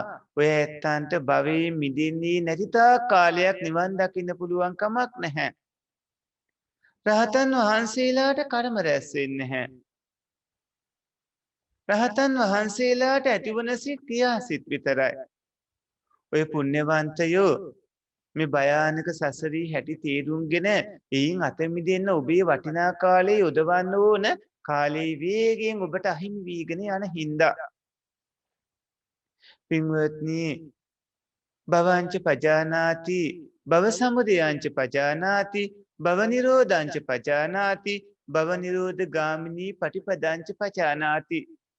ඒ විදිහටයි එදා පින්වන්ත අපේ සැරියුත් මහරහතන් වහන්සේ භවය ගැන දේශනා කළේ. කරුණාවන්ත ගුණබර සත්පුරුෂ පින්වත්නි, සත්‍යෝ වාසය කරන ස්ථාන ඔක්කොම 9ක් තියෙනවා. නානත්තකාය නානත් සංඥා නානත්තකාය ඒකත් සංඥා ඒකත්තකාය ඒකත් සංඥා ඒකත්තකාය නානත් සංඥා ඒකත්තකාය ඒකත් සංඥා ආකාසානං ඡායතනේ විඥානං ඡායතනේ ආකින්චඤ්ඤායතනේ නේව සංඥා නාසඤ්ඤායතනේ ස අසඤ්ඤ සත්‍යේ කියලා. දැන් ඔය කිව්ව ටික ඇති වෙන්නේ පින්වත්නි උප්පත්ති භවයට. එතකොට කර්ම භවයේ පුඤ්ඤාභි සංකාර අපුඤ්ඤාභි සංකාර ආනිඤ්ඤාභි සංකාරයෝ උප්පත්ති භවයේ පින්වත්නි කාම භව රූප භව අරූප භව විදිහට ඔය පින්වතුන් තීරුම් ගන්නට ඕන. මේ සංසාරයේ අතිශයින්ම භයානකයි. පින්වත්නි, මොහොතක්වත් ඔබ ප්‍රමාද වෙන්න එපා. ඔබ වහවහ ධර්මයේ හැසිරෙමින් කටයුතු කරන්නට ඕන. නිරන්තරයෙන්ම සත්පුරුෂ පින්වත්නි සිහියෙන් ඉන්න, නුවණින් ඉන්න. පරතෝ ගෝසී කියන ධර්ම ශ්‍රවණය කිරීම ඕනමයි. පරතෝ ගෝසී නැත්තම් ධර්ම ශ්‍රවණය කරන්න යෝනිසෝ මනසිකාරයෙන් ඉන්න, සීනුවණින් කටයුතු කරගන්න. අකුසලයන් ඔස්සේ ඔබේ චිත්ත සන්තතිය පවත්වා ගන්න එපා. ඒවා වැඩෙන්න දෙන්න එපා. මේ ලබාගත් මනුස්ස ජීවිතයේදී මඟපල් ලබන්නට කටයුතු කරගන්නට ඕන. නුවණ සහසුරවන්න සියලුම ස්කන්ධ ධාතු ආයතන ඉන්ද්‍රියාදී මේ ධර්මතා පිළිබඳව පින්වත්නි නුවණින් දකින්න. නුවණින් දකිමින් ඔය සත්පුරුෂයෝ කෙලෙසුන් නසන්නට අදිෂ්ඨාන කරගන්නට ඕනේ. එහෙමනම් සත්පුරුෂ පින්වත්නි, අදට නියමිත භවවාර දේශනාවයි අපි මේ විදිහට අවසන් කළේ. ඔබට තියෙන දහම් ගැටලු අහන්න. ඔබට කියපු දේ තේරුණාද පින්වත්නි? එහෙමයි ස්වාමීන් වහන්සේ. බොහොම හොඳයි. අනිත් සත්පුරුෂයින්ට ස්වාමීන් ඇහුණා විශ්සල මට ඇහුනේ නැහැ. ස්වාමීන් සියල්ල තේරුණා ස්වාමීන් හරිම සරල විදිහට. බොහෝ පිං ස්වාමීන් හොඳයි පින්වත්නි, ඕක තමයි ඔබේ සංසාරී කතාව. දැන් කර්මඵල සම්බන්ධව තේරුම් ගන්න, ඒ වගේම පින්වත්නි සතර ආහාර ගැන තේරුම් ගන්න, චතුරාර්ය සත්‍ය ධර්මයේ ගැන තේරුම් ගන්න, ජරා මරණයන්ට ඔබ පත් වෙමින් ඉන්න ආකාරය, ඒ වගේම උප්පත්තිය ලබන විදිහ වගේම පින්වත්නි මේ කියන කර්ම භව උප්පත්ති භවයේ දෙකක් තේරුම් ගන්න. මෙතන මේ එකම ආත්මයක් තව තැනකට යන්නේ නැහැ. මෙතන මේ ආත්මය කියලා දෙයක් නැහැ. ආත්මය කියලා වචනේ කියනවා නම් එහෙම ස්ථීරව තියෙන දෙයක් ඔය ඇත්තන්ට හම්බ වෙන්න එපාය. එහෙම ස්ථීරව තියෙන භවයෙන් භවයට යන එකම ආත්මයක් කියලා දෙයක් ඔය ඇත්තන්ට හම්බ වෙන්නේ නැහැ. එහෙම දෙයක් නැති හින්දා මොකද මේ දැන් සුළු මොහොතකට කලින් තිබ්බ හිත නෙමෙයි දැන් තියෙන ඒ සිත් පරම්පරාවෙම මේ මොහොතේ තියෙන සිත්. ඒ සිත මේ සනයක් පාසා හටගත්ත ගමන්ම නැතුව යන ධර්ම. රූපත් එහෙමයි. උදේ තිබ්බ රූපේ දැන් නැහැ. දැන් ටිකට කලින් තිබ්බ රූපේ දැන් නැහැ. ඔබට අවුරුදු 5 6 7 කාලේ තිබ්බ රූපේ දැන් නැහැ. ඔබ මව් කුසේ පිළිසිඳ ගන්නකොට තිබ්බ රූප දැන් නැහැ. ඒව හැමදේම ඇතුව නැතුව ගියා. මේවා පරම්පරාවක්. මෙතන ආත්මය මම කියලා දෙයක් නැහැ. මෙතන පින්වත්නි හේතුඵල ධර්මයන්ගේ ක්‍රියාකාරීත්වයක් තියෙන්නේ. කර්මය නිසා කම භව උප්පත්ති භව කියලා දෙකක් තියෙනවා. කර්මය නිසා මේ මොහොතේදී ඔය ඇත්තන්ගේ ඇස්වල පෙනීම, කන්වල ඇහිීම ආදී කර්මජ වශයෙන් හට ගන්නා රූප පවතිනවා. උණුසුම ආහාර වලිනුත් ඒ උණුසුම ආහාර ආදී නිසා හට ගන්නා රූප පවතිනවා. රූප ඇතිව නැතුව යනවා. සිතත් එහෙමයි. සිත සිතේ යෙදෙන චෛතසිකත් එක්ක ඉතා වේගයෙන් ඇතිව නැතුව යන පරම්පරාවයි. ස්වාමීන් වහන්සේ අපි පින් දහම් කරනවනේ. එතකොට ස්වාමීන් වහන්සේ අපි ඒ කුසලානිසංස කුසලයන්නේ කරන්නේ. ඒ කුසලයන් අපි උපාදානයක් කරගන්නේ නැතුව ඒව කරන්නේ කොහොමද ස්වාමීන් වහන්සේ? ඉතාම හොඳයි පින්වන්ත මහත්මිය. අනිවාර්යයෙන්ම නිවන් දකින්නේ යම් දවසකද මේ මනුස්ස ජීවිතයේ ඉදිරියේදී අවුරුද්දක් ගිහිලා අවුරුදු 10ක් 15ක් ගිහිල්ලා ඉදිරියේදී කවදා හරි දවසකදී යම් හේකින් හේතු සම්පත් නැත්තම් මේ මනුස්ස ජීවිතේ බැරි වුණොත් දැන් ධර්මයේ හැසෝන හින්දා ඊළඟ භවයේදීද ඊළඟ භවයේත් බැරි වුණොත් ඊට පස්සේ භවයේදී ඊට පස්සේ භවයේත් බැරි වුණොත් ඊට පස්සේ භවයේද නැත්තම් අනාගතයේ කවදා හරි දවසකද ඔය පින්වතුන් මේ මනුස්ස ජීවිතයේ මගපල් ලැබීමේ අදිස්ථානයෙන් කටයුතු කරගන්න ඕන. බැරිව ගියොත් ඉක්මන් භවයක වෙනවා. ඒක වෙන්නේ පින්වත්නි දැන් මේ කරගන්න දාන ආදී පුණ්‍ය කර්මියෝ පාරමිතා වන හින්දා. එතකොට දැන් මේ කරගන්න පුණ්‍ය කර්මියෝ පාරමිතා වන හින්දා දානීය සීලේ ආදී පාරමිතා 10ම සම්පූර්ණ කරගන්නට ඕන. ඒවා ඔය ඇත්ත කරගද්දි කරගන්න ඕන පූර්ව චේතනා බලවත් තබාගෙන පින්කම කරන්න කලින් පින්වත්නි සිත බොහොම පැහැදෙන්නට ඕන. සද්ධාව තියෙන්නට ඕනේ. සිතේ සද්ධාව තියෙනවා කියන්නේ ඒක අනිවාර්යෙන් කුසාසිතක් වෙනවයි කියන එක. සද්ධාව තියෙන්නට ඕනේ ප්‍රයෝජනාදිය සලකන්නට ඕනේ. අනේ සංඝ රත්නයේට නේද මේ පූජාව කරන්නේ? අනේ මේ අසරණ මේ සත්වයාට එහෙම නැත්නම් කුරුල්ලට නේද මේ වතුර දැම්මේ? එහෙම නැත්නම් අනේ හැමදාම මගේ ගේ ළඟට එනවා නේද මේ කුරුල්ලෝ ටික කෑම ටික කන්න මම මගේ බත් වලින් කොටසක් ඊයට නේ දෙන්නේ විදිහට පින්වද පූර්ව චේතනා බලවත් තියෙන්න ඕනේ. පින්කම කරද්දී මුංචන චේතනා බලවත් තියෙන්න ඕනේ. පින්කමෙන් පස්සේ අපර චේතනා බලවත් තියෙන්න ඕනේ. සිත් පරම්පරාවේ ජවන් සිත් කියලා හඳුන්වන සිත් වගේක් තියෙනවා. ඒ ජවන් සිතට පුළුවන් විපාකයක් ලබා දෙන්න. එතකොට පින්වත්නි චේතනාවයි කර්මය වෙන්නේ ජවන් සිත්වල යෙදෙන චේතනාව. ඒ කියන්නේ හැම සිතකම චේතනාව යෙදෙනාට විපාක සත්‍ය ලබා දෙන්න පුළුවන් මට්ටමට චේතනාව යෙදෙන්නේ ජවන් සිත්වල. ඒ ජවන් එක සිතකට එක විපාකේ ගානේ හම්බ වෙනවා කියන්නේ පින්වත්නි පූර්ව චේතනා වාරියටත් විපාක හම්බ වෙනවා. මුංචන චේතනා වාරියටත් විපාක හම්බ වෙනවා. අපර චේතනා වාරී පින්කමෙන් පස්සේ කළ පින්කම් දිහා හැරි හැරි බලනකොට ඔය පින්වතුන්ට ඇතිවන හැම සිතකටම විපාක ලැබෙනවා. ඒ හැම කුසලයක්ම අවසානයේ අනේ මේ පින මට චතුරාර්ය සත්‍ය බෝධියේ පිණිස හේතු වේවා. අනේ මේ පින මට නිවන් දකින්න හේතු වේවා කියලා කටයුතු කරද්දී එතන නෑ පින්වත්නි කාමෝපදානයක්. නිවන් දැකීම අරමුණු කරගෙන පින්කම් කරනකොට ditthූපදානයක් නෑ. නිවන් දැකීම අරමුණු කරගෙන පින්කම් කරනකොට සීලබ්බතූපදානයක් නැහැ. නිවන් දැකීම අරමුණු කරගෙන පින්කම් කරනකොට අත්වාදූපදානයකුත් නැහැ. ඔය සත්පුරුෂයෝ පින්කම් කරගන්න වෙනවා. මොකද ඕවා හේතුන්ගෙන් හටගන්න ධර්මතා හින්දා. ඕවා කිව්වේ ඔබ ආත්මීය කියලා හිතන් ඉන ওই නාම රූප ධර්ම වලට ඔය නාම රූප ධර්මයෝ කියන්නේ හේතුන්ගෙන් හටගන්න ධර්මතා. හේතු රාශියක් තියෙනවා. මේ හේතු රාශිය අතර ඇස්වල පෙනීම ලබා දෙන්නේ කර්මයෙන්, කන් වල ඇහිම ලබා දෙන්නේ කර්මයෙන්, ධනේ බලය ආදී පසුපස්සේ තියෙන්නේ කර්මයේ, නිදුක්කම් නිරෝගීකම් වගේ දේවල් පසුපස්සේ තියෙන්නේ කර්මය. එතකොට පින්වත්නි ඒ කර්මය හේතුවක් විදිහට ඔබ නිවන් දකින මොහොත දක්වාම පවතින හින්දා නිවන් දකිනකම් ඔය ඇත්තන්ට උපකාරක කවුණක් වන හින්දා ධර්මයේම හැසිරෙන සිද්ධ වෙනවා. ධම්මෝ හවේ රක්කති ධම්මචාරී විදිහට සඳහන් වෙන්නේ ඔන්න ඔය කරුණයි. පින්වත්නි නිවන අරමුණු කරගෙනම පින්කම් සිද්ධ කරගන්න. නිවන් දකින්නකම් ඒ කුසල කර්ම ඔබ ආරක්ෂා කරගනි. ඒක කාමෝපදාන විදියට, ditthූපදාන, සීලබ්බතූපදාන, අත්වාදූපදාන විදියට ගන්නේ නැතිව. හොඳයි ස්වාමීන් වහන්සේ. ස්වාමීන් වහන්සේ එතකොට දැන් අපි පින්කම් කරලා ඒ අපි කර පින්කම අපි නැවත සිහිපත් කරන එකත් ඒක කමක් නැහැ. එහෙමද ස්වාමීන් වහන්සේ? ඒක උපාදානයක් නෙමෙයිනේ. අනිවාර්යයෙන්ම පින්වන්ත මහත්මිය දැන් මෙතනදී ওই පින්වත්තුන්ගෙන් අපි ඉල්ලනවා දැන් මේ අහන ප්‍රශ්නයකදී අපි වැඩි වේලාවක් අරගෙන ඒක පැහැදිලි කරලා දෙන්නේ ඒක निराවුල්ම කරලා දෙන්න ඕනේ හින්දා. එතකොට නැවත නැවත ප්‍රශ්න කිරීම ඉතා වටිනවා.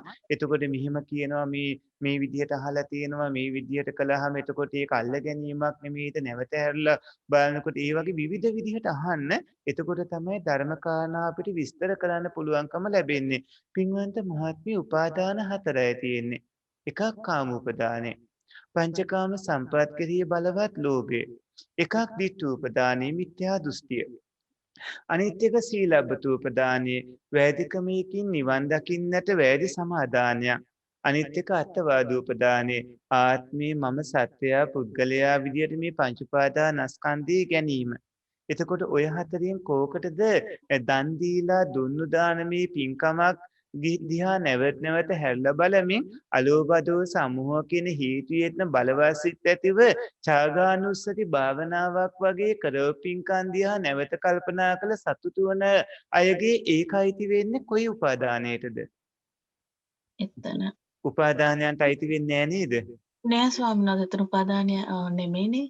උපාදානය නෙමෙයිනේ. ඒ නිසා ඒක නිවන අරමුණු කරාම. නිවනම අරමුණු කරගත්තින්ද ඒක අයිති වෙන්නේ උපාදානයකටද පාරමිතාවකටද? පාරමිතාව. පාරමිතාවකට. එතකොට පාරමිතාව ස්වාමීන් තමයි සම්පූර්ණ කරගන්න. ඔව් මහත්මිය.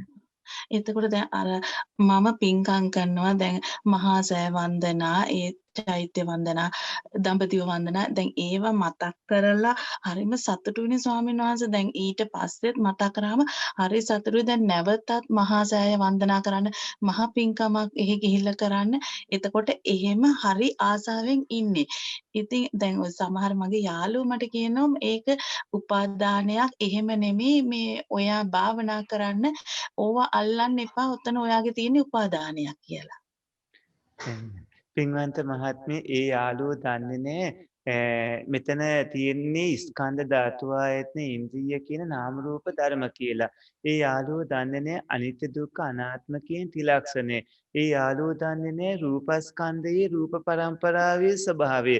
රූප පරම්පරාව ඇතිව නැතුව යද්දී හේතුන්ගෙන් ඒ නැවත හට ගන්නවා කියලාත් හට ගන්නකොට ඒ හටගන්න හේතු අතර කර්මජ හේතුව තියෙනවා කියලා මහසෑ වන්දනා වගේ මහනීය උතුම් උත්කෘෂ්ඨ පින්කම් කරගත්ත කට්ටිය නැවත නැවත මේ පින්කම දිහා හැරිලා බල කල්පනා කරමින් සතුටු වෙනකොට ඒ කරගත්ත නැවත නැවත කල්පනා කළ සතුටුන් ඒ කුසල ජවනයන්ගේ විපාකය අර විදිහට ඒ අයගේ රූපීට බලපාන විදිය වේදනා සංඥා සංකාරයන්ට බලපාන විදිය අර අය දන්නේ නැහැ. ඒක හින්දා තමයි ඒ කට්ටිය වැරදි දෘෂ්ටියක් අරගෙන ධර්මයේ වගේ සද්ධර්ම ප්‍රතිරූපකයක් අරගෙන කියන්නේ ඔය ආකාරයට ඒච තකන්න හොන්නේ ඒක සමාදන් වුණොත් ඒ අය කියන දේ සමාදන් වුණොත් ඒ අය කියන දේ පිළිගත්තොත් අහිමි වෙන්නේ ඔබට දීර්ඝායුෂ ලබා ගන්න පුළුවන් වාණ සැබ්බල ප්‍රඥාව ලබා ගන්න පුළුවන් ඔබේ අනාගතයේ නිවන් දකින මොහොත දක්වාම ඔය නාම රූප ධර්මයෝ සුවදායිව පවත්වා ගන්න පුළුවන් වටිනා අවස්ථාවක් රාශියක්. ඒ නිසා එහෙම කරගන්න හොඳ නැහැ. හොඳයි ස්වාමීන් වහන්සේ. පෙරවන් සරණයි. පෙරවන් සරණයි පින්වන්ත මහත්මිය ඔබතුමී මේ ප්‍රශ්න ඉදිරිපත් කරපු එක බොහොම වටිනවා. ඒ ප්‍රශ්න වලින් අනිත් පැත්තන්ටත් බොහෝ දේවල් දැනගන්න පුළුවන්කම ලැබෙන්නේ නැති. සාදු සාදු සාදු. සරයි ස්වාමීන් වහන්සේ ස්වාමීන් වහන්සේ තවත් ඒ ප්‍රශ්නේම තමයි එතුමිය අහපු ස්වාමීන් වහන්සේ එතකොට නිවන් අරමුණු කරගෙන කරන පින්වලදී ස්වාමීන් වහන්සේ කියපු දේ හොඳටම තේරුණා අපිට ස්වාමීන් එතන එතකොට පංච උපාදාන ස්කන්ධයක් ඇති වෙනවා නේද ස්වාමීන් වහන්සේ රූප වේදනා සංඥා සංකාර විඥාන කියන පංච උපාදාන ස්කන්ධයක් ඇතිවන හැම තැනකම එතකොට ස්වාමීන් වහන්සේ එතන කර්මයක් නේද සිදු වෙන්නේ පංච උපාදානස්කන්ධය ඇති වෙනවා පංච උපාදානස්කන්ධා දුක්ඛා කියන තැනදී මොකද වෙන්නේ ස්වාමීන් වහන්සේ? බොහොම හොඳයි පින්වන්ත මහත්මයා. එහෙම ආපේක මම පෙරලා මෙහෙම දෙයක් අහනවා. එතකොට හිතන්නක පින්වන්ත මහත්මයා නිවන් දකින්නට යන ගමනේදී ඔය ඇත්ත පින්කම් කරගෙන කරපු පින්කම් එහෙමම අමතක කළා දානවා කියලා හිතන්න. දැන් ඔය කියන්නේ අනිත් අය මේ ඒක තාම අල්ලගෙන ඉන්නවා එහෙම කියනකොට ඒකෙන් කියන්නේ මේක මේ අමතක කරන්න කියලානේ කියන්නේ. එතකොට ඔබ පින්කම අමතක කළා දාන්නා කියලා හිතන්න. එතකොට ඔය ඇත්තන්ට ඒකෙන් විපාක ලැබෙන්නේ අර පින්කම කරපු කාලයට අදාළ කර්ම විතරයිනේ. ඊට පස්සේ අමතක කරනකොට නාම රූප ධර්ම ගැන අවබෝධයක් නැති හින්දා එතන යම්කිසි වැරදි දෘෂ්ටියකටත් ඇවිල්ලා තියෙනවා. එතෙන්දි පින්වන්ත මහත්මයා හිතන්න එහෙම අමතක කරලා ජීවත් වෙලා ඉස්සරහට යනකොට එයා අමතක කළා කියලා එයා කල්පනා නොකළා කියලා මේ පංච උපාදානස්කන්ධය හේතුන්ගෙන් හටගන්නේ කර්මය කියන එක කොහොමත් බලපාන්න එපාය. හැබැයි අර කරගත්ත පින්කම මහනීය පින්කමක් බවට පත් කරගන්නේ නැතිව ඒකේන අමතක කරපු හින්දා ඉස්සරහට දිගින් දිගටම ඇති වෙන්න තියෙන රූප පරම්පරාවට වටිනා කර්මජ විපාකයක් ලැබෙන්න තිබ්බ අවස්ථාව අහිමි කර ගැනීමක් නෙමෙයි දී වෙන්නේ. හිමි වෙනවා ස්වාමීන් වහන්සේ එහෙම වුණාම. ඔව් ඒ කියන්නේ අරක අමතක කළා දැම්මට පස්සේ Tamanට ලැබෙන්න පුළුවන් ප්‍රයෝජන ප්‍රතිඵල රාශියක් නැති කළා දානවා. මම සාමාන්‍ය සරල උදාහරණයක් කියන්නම්. ඔය පින්වතුන්ට හිතන්න දැන් මේ වෙලාවේදී ඔබ අකමැති කෙනෙක් මතක් වුණොත් මේ වෙලාවේ ඔබ අකමැති ඔබට හිරිහැර කරපු රාජකාරී කරන තැන්වලදී මගතොටේදී ජීවිතේදී ඔබට විවිධ වද තුන්නු කරදර පීඩා කරපු කවුරු හරි කෙනෙක්ව මතක් වුණොත් මතක් වුණු ගමම ඔබේ හිතට ඇති වෙන්නේ මොකද්ද? ද්වේෂයක් ස්වාමීන් වහන්සේ. දේශයක් ඇති වෙනවා. දැඩි අපහසුකුත් ඇති වෙනවා. ඒ වගේම ඔය ඇත්තෝ කණ්ණාඩියක් ඉස්සරහා නම් ඉන්නේ ඔබ කණ්ණාඩියෙන් ඔබේ මුහුණ බැලුවොත් කෙලින්ම ඔබේ මුහුණේ ඒ දේශේ හින්දා හටගත චිත්‍ර රූපයෝ පේන්නේ නැද්ද? පේනවා ස්වාමීන් වහන්සේ. හැබැයි ඔය පින්වතුන්ට හම්බ වෙනවා ඔය සත්පුරුෂයෝ මහා සංඝරත්නය දැන් ඔය පින්වතුන්ගේ මහා සංඝරත්නය පහුගිය දිනවල මේ දුෂ්කර කාලේ දානමය පූජා පැවැත්තුවා. සංඝරත්නයට දානේ පූජා කරපු පින්කම නැවත ඔබට දැන් මතක් වෙනවා. අනේ ස්වාමීන් වහන්සේලා දානි වැරදුන්නේ නෑ නේද? අපි මෙහෙම කළානේ දුක් විඳ උපයපු උඳලින් එහෙම කියලා ඔබට මතක් වෙනවා. එතකොට ඔය ඇත්තන්ට ඇති වෙන්නේ මොන වගේ සිද්ද? සතුට සිතක්. එතකොට ඔය ඇත්තෝ කණ්ණාඩි ඉස්සරහා නම් ඉන්නේ ඔබේ මුහුණේ මේ ඇදෙන රූප මේ හේතුන්ගෙන් හටගත් රූප මොන වගේ තත්යක තියෙන්නේ? සෞම්‍ය රූප ස්වාමීන් වහන්සේ. සෞම්‍ය රූප. දිගින් දිගටම සෞම්‍ය රූපම ලැබුණොත් ශරීරය කොච්චර නිරෝගී වෙනවද රෝගී වෙනවද? රෝගී වෙනවද නිරෝගී වෙනවද? නිරෝගී වෙනවා. නිරෝගී වෙනවා ස්වාමීන් වහන්සේ. දිගින් දිගටම අප්‍රසන්න රූප ලැබුණොත් මේ ශරීරේ රෝගී වෙනවද නිරෝගී වෙනවද? රෝගී වෙනවා ස්වාමීන් වහන්සේ. එතකොට ඔය එක උදාහරණයක්නේ. හිතත් ඔහොම ලෙඩ වෙන්නේ නැද්ද? එහෙමයි හඳුන්නේ. එතකොට පින්වත්නි කලපින් නැවත මතක් කරන්න දැන් බලන්නකො මේ ඔය ඇත්තෝ හිතන්න අපි මේ විමානවත්තු ගන්න විමානවත්තු වල සමහර උදවිය මේ කරගෙන තියෙන පින්කම් හරි මේ පුංචි පින්කම් දැන් එක දේවතාවියන් පිරිසක් හිටිය දේව විමානවලට අපේ මුගලන් මහරහතන් වහන්සේ දවසක් වැඩම කරනවා.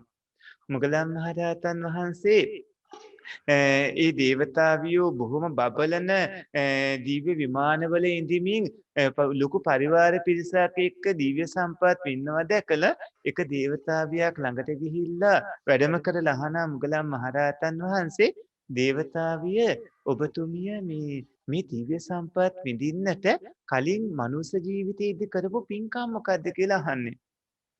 ඇයි උත්තර දෙන්නේ? ඇයි ඇඹරෙනවා. ලැජ්ජාවෙන් අය අහන්න එපා කියනවා. මුගලන් මහරහතන් වහන්සේ නැවතත් අහනවා. එතකොට ඇය කියන්නේ ඇය මනුස්ස ජීවිතයේදී ඇගේ ස්වාමි පුරුෂයා බොහෝම සැරපෞරුෂ කෙනෙක්. නමුත් ස්වාමි පුරුෂයා කොච්චර සැර වුණත් ඔහු කෙරෙහි වෛරයක් තරහක් ඇති කරගත්තේ නැහැ. තව කෙනෙක් උග්දණ්ඩක් පූජා කළා කියලා, තව කෙනෙක් පොඩි පළතුරු ගෙඩියක් පූජා කළා කියලා. හැබැයි පින්වත්නි බලන්නකො ලැබලා තියෙන ප්‍රතිඵල කොට. ඒ වගේම දැන් අපේ සරියුත් අපේ මහා කාශ්‍යප මහරහතන් වහන්සේ දින 7ක් නිරෝධ සමාපatti සුවයට සමවැත්ලා එයින් අවදි වෙලා සත්පුරුෂ පින්වත්නි කාටද මේ වෙලාවේ දානේ පූජා කරන අවස්ථාව දෙන්න ඕනේ කියලා හිතාගෙන බලද්දි දකින්නේ එක කුල කාන්තාවක්. එයාගේ මේ වෙලේ ඒ කුඹුරේ ඉන්නවා. අපි මහා කාශ්‍යප මහරහතන් වහන්සේ වැඩම කරනවා ඊ පැත්තට. ඇය මහරහතන් වහන්සේ පිළි අරගෙන බොහෝම ශ්‍රද්ධාවෙන් දාන පූජා කරනවා. දානි පූජා කරලා ඉවර කරලා මහරහතන් වහන්සේ වැඩම කළාට පස්සේ අය ඇගේ කුඹුරේ ඇවිදිනකොට සර්පීක් දෂ්ට කළේ මානියටපත් වෙන මියගිය ගමන් උපදින්නේ දිව්‍ය ලෝකේ. ඇය තමයි ජාලිනී දේවතාවිය. එතකොට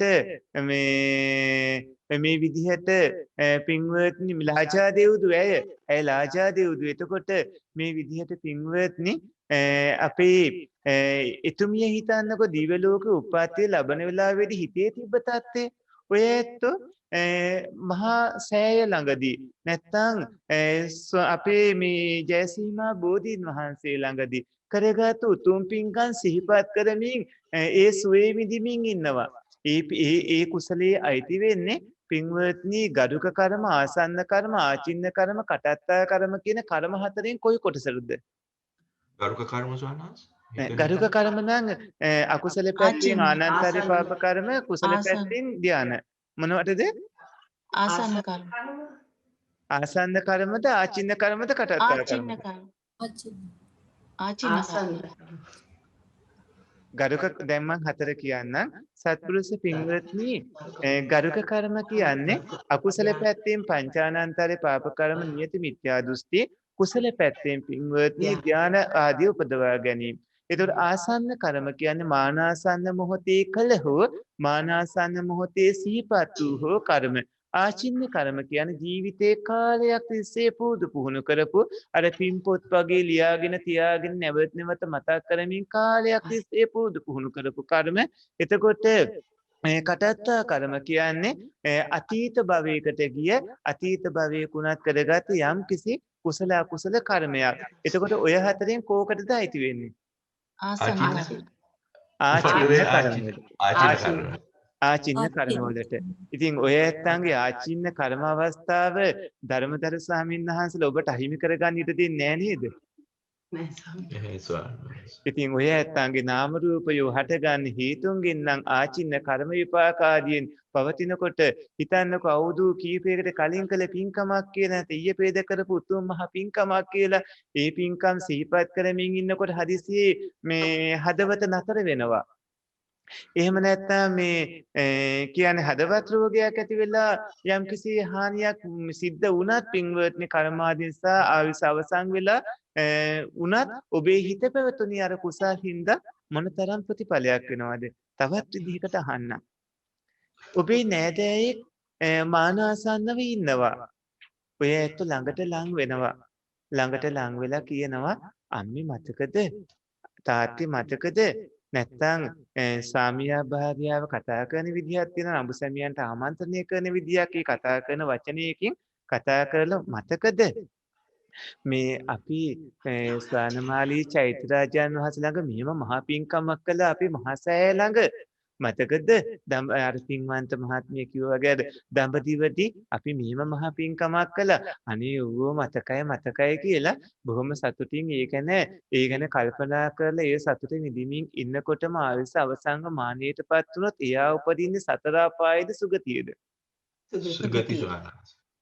සුගතියේ. එතකොට අමතක කරලා තිබ්බොත් ඒ වෙලාවට ඒව මොනවත් මතක් කරන්නේ නැතුව සාමාන්‍ය විදිහට මෙන්න මේක මේ බෙහෙත් ටික බොන්න මැරෙනවා කියන්න එපා මේ දැන් කිව්වොත් මම මැරෙයි නේද පුතේ කියද්දි මේ මැරෙනවා කියන්න එපා මේ ඔය මූසල කතා ඔහොම කියන්න එපා මේ ඔහොම හිතන්නවත් එපා මේ බෙහෙත් ටික බොන්නකො මේ ටික කන්නකො ඔහොම කී ඉන්නකොට අර මිය දෙන්නේ ඉන්න ඥාතියාට අර කෙනා ගැන ඇලීම බැඳීම එහෙම වැඩිපුර ඇති වෙලා සෙනෙහස එහෙම ඇති වෙලා කටයුතු වුණොතින් මියදුන ගමන් එයා උපදින්නේ දුගතියේද සුගතියේද?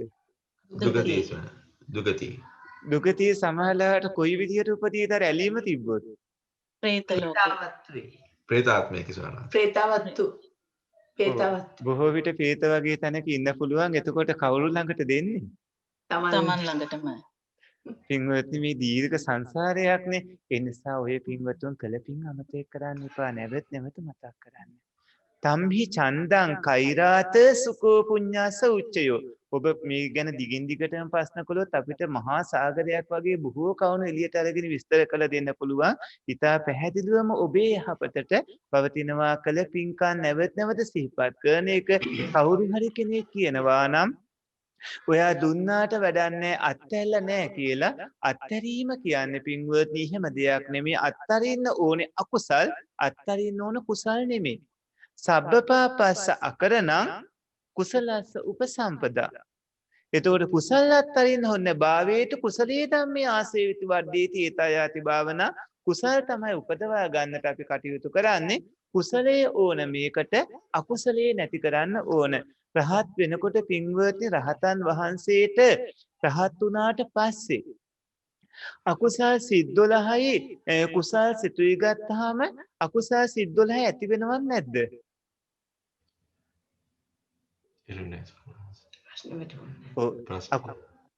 ප්‍රශ්නේ තේරුණාද?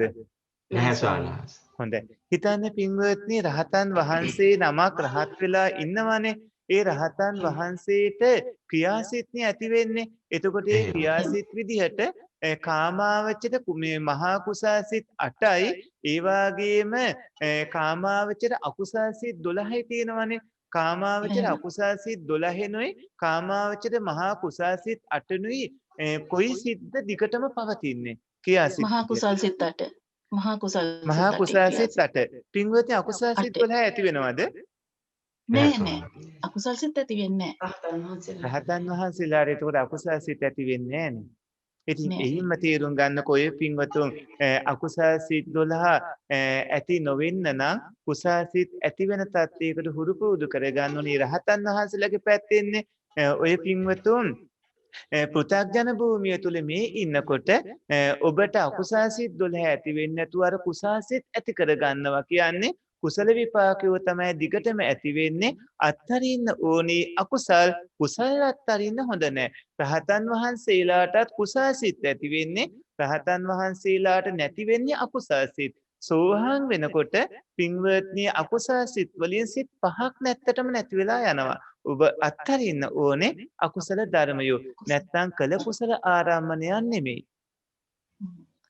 ඒ වුණාට දැන් ස්වාමීන් වහන්සේ අර ඕන හුඟක් දැන් ස්වාමීන් වහන්සේ ওই වගේ හොඳට වෙලා වරන් විස්තර කර එක හොඳයි. ඒ වුණාට ගොඩක් තැන්වල දැන් අයගේ අදහසක් තියෙන්නේ අත්හරින්න කියන එක තමයි. දැන් ස්වාමීන් වහන්සේ මම 2017 ලංකාවට ඇවිල්ලා ඒ කරපු පින්කම් මහා සෑ පින්කම් දැන් මට ආයේ ලංකාවට එන්නකම්ම මට ඕන ආයේ පින්කම් කරන්න.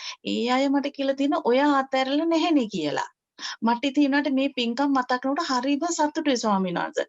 මේ අවුරුදු ගානනෙම මං ඉතින් ඉන්නේ අර පින්කම් ටික මතක් කර ආයෙත් ගිහිල්ලා මේ පින්කම් කරන්න. ඒතර ඒගොල්ලෝ කියන්නේ අත්හරින්න ලෝක. ඔයා කරාට අත්හැරලා නෑනේ. ඒක තමයි පින්වන්ත මහත්මිය. දැන් මෙහෙම මෙහෙ විදියට කවුන කියද්දි ඔය ඇත්ත හැමෝම ප්‍රශ්න කිරීම අපි ගොඩක් මේ බලාපොරොත්තු වෙන අතිශයින් වැදගත් ඒක. එතකොට අපිට තවත් මේ කවුන පෙන්වලා දෙන්න පුළුවන් හින්දා පින්වන්ත මහත්මිය ඒ උදවිය නාම රූප ගැන දන්නේ නැති හින්දායි එහෙම කියන්නේ. ඒ ඇත්ත ඒ කියන දේ කළොතින් ඔය ඇත්තාන්ට නැති වෙන්නේ වටිනා කුසල අවස්ථාවක්. පූර්ව චේතනා, මුංචන චේතනා, අපර චේතනා කියන වචන තුන අහලා තියෙනවද? එහෙමයි ස්වාමීන් වහන්සේ. මොනවටද අපර චේතනා කියන්නේ? කළාට පස්සේ සතුටු වෙන එක. ඒ ගැන මතක් කර. දැන් එතකොට ඔය ඇත්තාන්ට අත්හරින්න කියලා තියෙන මොනවද? ඒක තමයි. ඒ අපර චේතනාව. ඒක එහෙම. එතකොට ඒක භාග්‍යවතුන් වහන්සේගේ දේශනාවට එකඟ දෙයක්ද විරුද්ධ දෙයක්ද? නෑ එකඟ නෑ විරුද්ධයි. එතකොට විරුද්ධ දෙය සමාදන් කරනකොට ඒක සම්මාදිට්ඨියක සමාදන් කරවලද මිත්‍යා දෘෂ්ටියක සමාදන් කරවලද? මිත්‍යා දෘෂ්ටිය අකුසලයක සමාදන් කිරීම. එතකොට ඒ අය ඔබේ ආශ්‍රයයට ගැලපෙන සත්පුරුෂ පිරිසක්ද අසත්පුරුෂ පිරිසක්ද? අසත්පුරුෂ අපුන්නේ. ආශ්‍රයයට ගන්න හොඳ නෑ.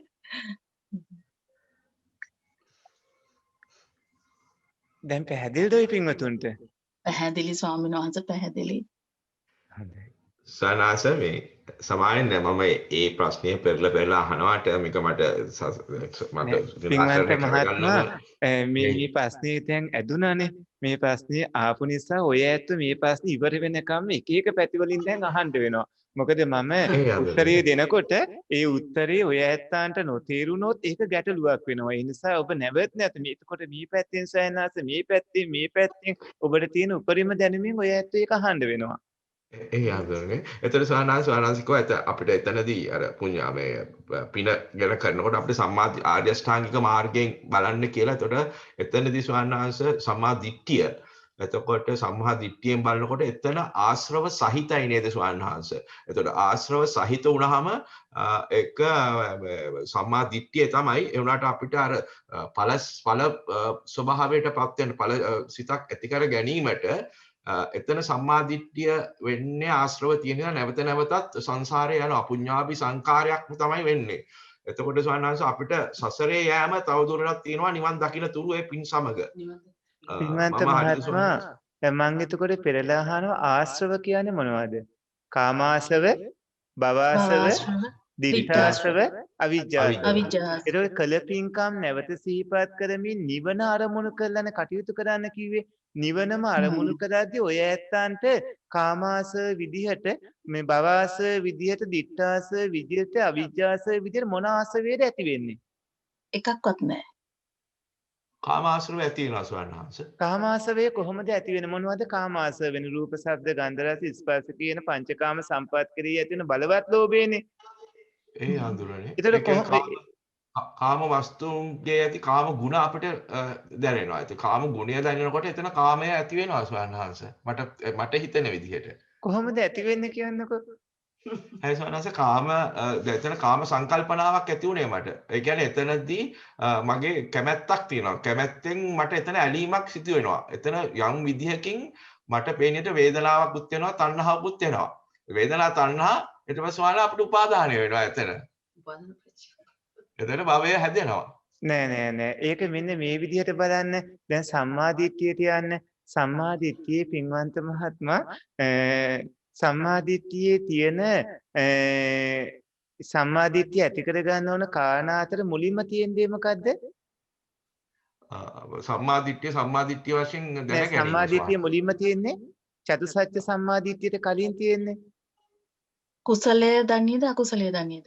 ඒ කියන්නේ කුසලයේ කියන්නේ කම්මස්සගත සම්මාදිට්ඨියනේ. ඒ හඳුනන්නේ. එතකොට කම්මස්සගත සම්මාදිට්ඨිය තමයි එතන එන්නේ. එතකොට සම්මාදිට්ඨි සූත්‍රයේ මුලින්ම කරපු දේශනාව මොකද්ද? කර්මපත වාරය. කම්මපත වාරය. එතකොට කම්මපත වාරේ කුසලයයි අකුසලයයි ගැන කිව්වේ. එහෙමයි.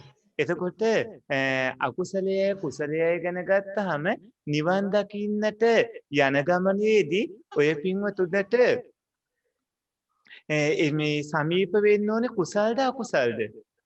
කුසල. එතකොට ඔය ඇත්තන්ගේ නාම රූප වලට ඕන වෙන්නේ කුසල විපාකද අකුසල විපාකද? කුසල විපාක. කුසල විපාක ස්වාමීන් වහන්සේ. කුසල විපාක.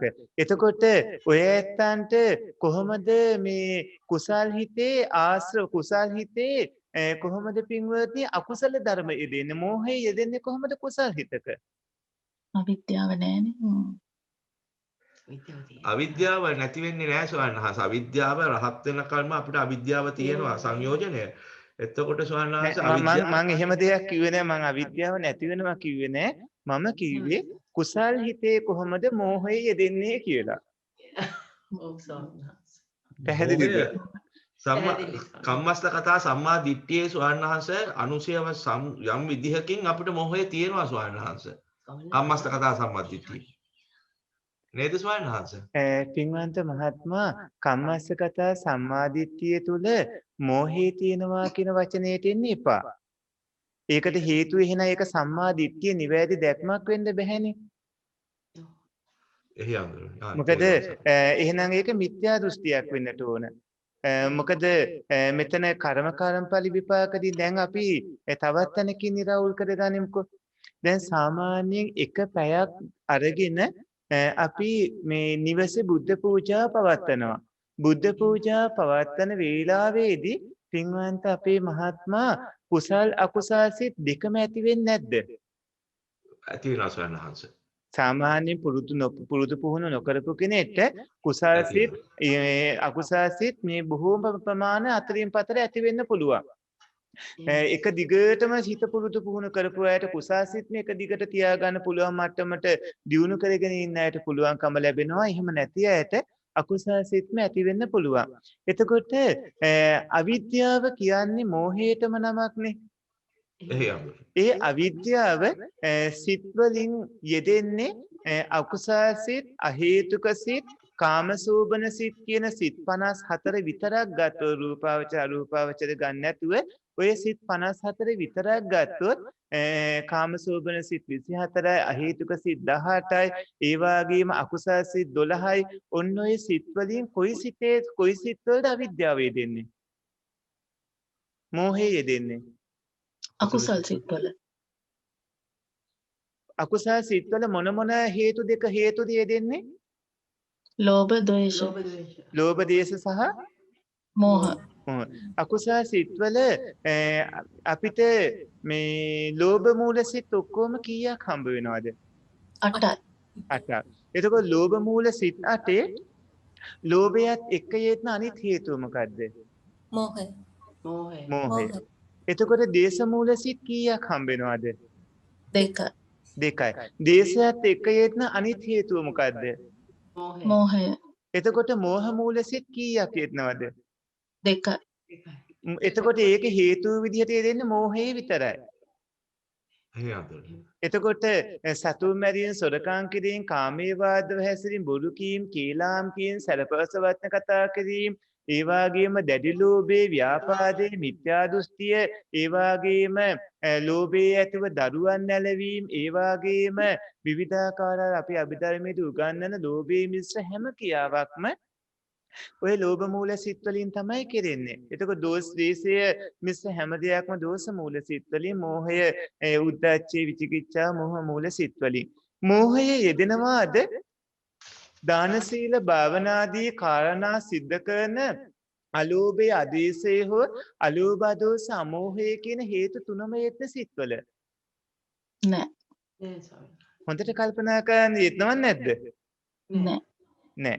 එතකොට මේ කුසල් සිත්වල මේ කොහොමද කියන්නේ අවිද්‍යාව තියෙනවා කියා? එතකොට එක පැයක් තුල කරන කියන දේවල් අනුව අවිද්‍යාව ඇති සිතුයි, අවිද්‍යාව නැති සිතුයි තියෙනවා. නමුත් පල්ලෙවි උමතුයෙන් වගේ වැඩි වශයෙන්ම චිත්තසංතති ආශ්‍රව සහිතව තියෙනවා අවිද්‍යාවෙන්. ඒ වුණාට කුසල් සිතේ කොහොමද අවිද්‍යාව යෙදෙන්නේ? කුසල් සිතේ මෝහය නැහැනේ. ස්වාමීන් වහන්සේ කුසල් සිතේ අවිද්‍යාව යෙදෙනවා කියලා මට හිතෙන්නේ මෙහෙමයි ස්වාමීන් වහන්සේ. දැන් ඇත්තටම අවිද්‍යාව කියන්නේ අරුමුණ අත්ත ඇති සැටියෙන් නොදැනීමනේ. මොකද්ද වෙන්නේ? ඇත්ත ඇති සැටියෙන් නොදැනීම. සම්මාදිට්ඨිය. ඇත්ත වශයෙන්ම ස්වාමීන් වහන්සේ ලෝකෝත්තර සම්මාදිට්ඨියට නොගියොත් අනිත් සම්මාදිට්ඨියේ අපි ඇත්ත ඇති සැටියෙන් සම්පූර්ණයෙන්ම දන්නවද ස්වාමීන් වහන්සේ? මට ඒක තේරෙන්නේ නැහැ. පින්වන්ත මහත්මයා දැන් තවත් තැනකට එනවා. මේ බොහොම හොඳයි ඔය විදිහට ප්‍රශ්න කරන එක. මොකද ඔයි මට පේන්නේ මීට කලින් අහලා තියෙන දේශනා ගොඩ. මේ මොන දේශනා අහලත් දන්නේ ඔය ඇත්තෝ. මේ විදිහට ප්‍රශ්න කරමින් මේක නිරවුල් කරගන්න ඕන, නිවැරදි කරගන්න ඕනේ. එතකොට ඔය ඇත්තන්ට මේ කියන කාරණා පැහැදිලි වේවි. සද්ධාන ප්‍රතිරූපක දෘෂ්ටියක්වත් ගන්න ඇති වෙන දෙන්න එපා. පින්වත්නි අහපව අහන්න කාලිංග මහත්මයා අහපු එක මම එහෙම විශ්වාස දැන් අවිද්‍යාව පිළිදිර ඇති වෙන්නෙම නැහැයි කියන එක මට එක සිතෙන්නේ නැහැ කුසල සිතේ. මොකද සම්මා දිට්ඨිය අවිද්‍යාව නැති වෙනවයි කියන්නේ සාංශා අපි ලෝකෝත්තර සම්මා දිට්ඨිය. ඇත්තටම මේ අවස්ථාවේදී කුසල් සිතේදී අපි තියෙන්නේ ලෞකික සම්මා දිට්ඨිය. ලෞකික සම්මා දිට්ඨිය අවිද්‍යාව තියෙනවා සෝවාන්වංශ මට තේරෙන විදිහට. එතකොට අවිද්‍යාව දුරුුණයි කියලා අපිට හිතන්න බෑ නේද සෝවාන්වංශ එතන? පින්වන්ත මහත්මයා මෙතනදී තදංගප්පහානේ, විස්කම්බනප්පහානේ, සමුච්ඡේදප්පහානේ, පටිපස්සද්ධිප්පහානේ, නිසරණප්පහානේ කියන පහාන පහ ගැන දැනගන්න වෙනවා. ඒ වගේම ලෝකෝත්තර සම්මාදිට්ඨිය විදිහට දැනට හිතාගෙන ඉන්නේ මොකද්ද කියලා දැන් මට කියන්න වෙනවා. මම දැනගෙන මගේ දැනුමේ හැටියට ස්වාමීන් වහන්සේ වැරදි වෙන්න පුළුවන්. ලෝකෝත්තර සම්මා දිට්ඨිය කියන්නේ ගන්නා හැම අරමුණකම ඇත්ත ඇති සැටියෙන් දැකීම. ඒ කියන්නේ ස්වාමීන් වහන්සේ එතනදී ක්ලේශයක් නැහැ.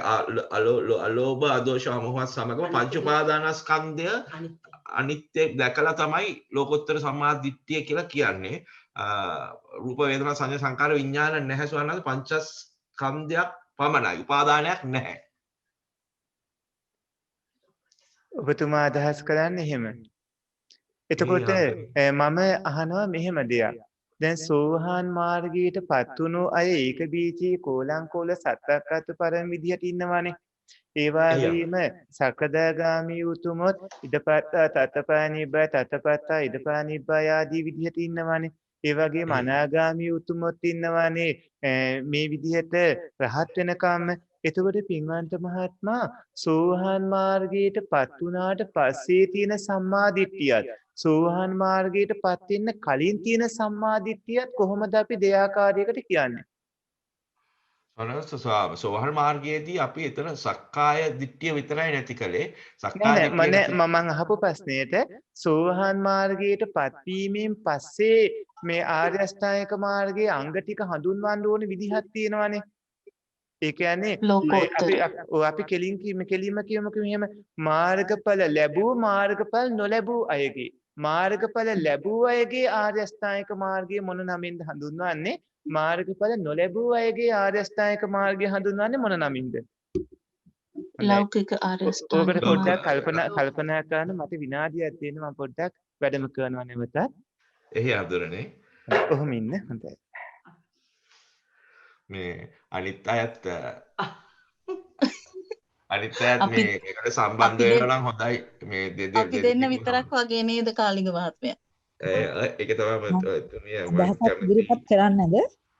මොකද? අදහසක් ඉදිරිපත් කරන්නද? අනේ කරන්න. නෑ කමන්න.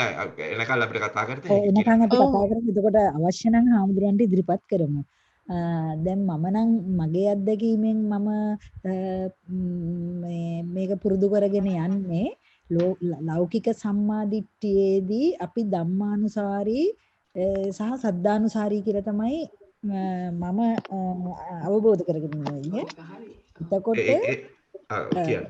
එතකොට මේ දුක්ඛ සමුදය ඒ කියන්නේ මේ නාම රූපවල සමුදය වැය වෙන ඒ කියන්නේ සමුදය වැය අවබෝධ කර ගැනීම තමයි සම්මා දිට්ඨිය කියලා මම හිතන්නේ. එතනදී අපි ලෝකෝත්තර සම්මා දිට්ඨියට එනවා. නමුත් ලෝකෝත්තර සම්මා දිට්ඨිය පූර්ණ්‍ය වෙන්නේ නැහැ.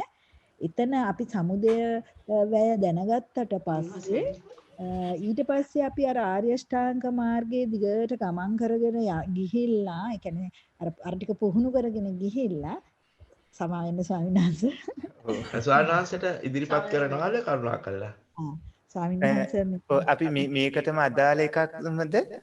ඔව් කියන්න මහත්මිය. ස්වාමීන් වහන්සේ මගේ අවබෝධයේ හැටියට මම ඒක දකින විදිහ මම පොඩ්ඩක් කියන්නම්. මම හිතන්නේ ලෞකික සම්මාදිට්ඨිය කියලා කියන්නේ මේ සද්ධානුසාරී ධම්මානුසාරී කියන තැන කියලා මම හිතන්නේ. ඊට පස්සේ සමුදය වැය දැන ගැනීම මම හිතනවා ඒක සම්මාදිට්ඨියට පැමිණීම කියලා. ඊට පස්සේ සම්මාදිට්ඨියට පැමිණීමෙන් ලෝකෝත්තර සම්මාදිට්ඨියට පැමිණීම කියලා. එතන ඉඳලා ආර්ය අෂ්ටාංගික මාර්ගය අර සම්මා දිට්ඨියත් එක්ක ක්‍රමයෙන් වැඩිගෙන ආර්ය අෂ්ටාංග මාර්ගය තුල ගමන් කරගෙන ආවිල්ලා පූර්ණ අවබෝධයට එන තැන ලෝකෝත්තර අරිහත් මාර්ගය කියලා තමයි මම දැනට නිකන් හිතාගෙන ඉන්න එක හරිද දන්නේ නැහැ ස්වාමීන් වහන්සේ. ඔහන්සේට ඒ ගැන මොනවද? බොහොම හොඳයි පින්වන්ත මහත්මිය. එතනදී අර වතුර ටිකක් වැඩිපුර වළඳන හින්දා මම වැඩිපුර වතුර වළඳන එක එළියට පොඩ්ඩක් වැඩි. සත්පුරුෂ පින්වත්නි මෙතනදී මේ ඔය ඇත්ත මට කියන්නකෝ ලෝකෝත්තර සිත් ඔක්කොම කීයක් තියෙනවද කියලා? ඇත්තම කියනවා සංස අභිධර්මය ගැන පොඩ්ඩක් අපිට තාම වැටහිම මදි ස්වාමීන් මට නම්.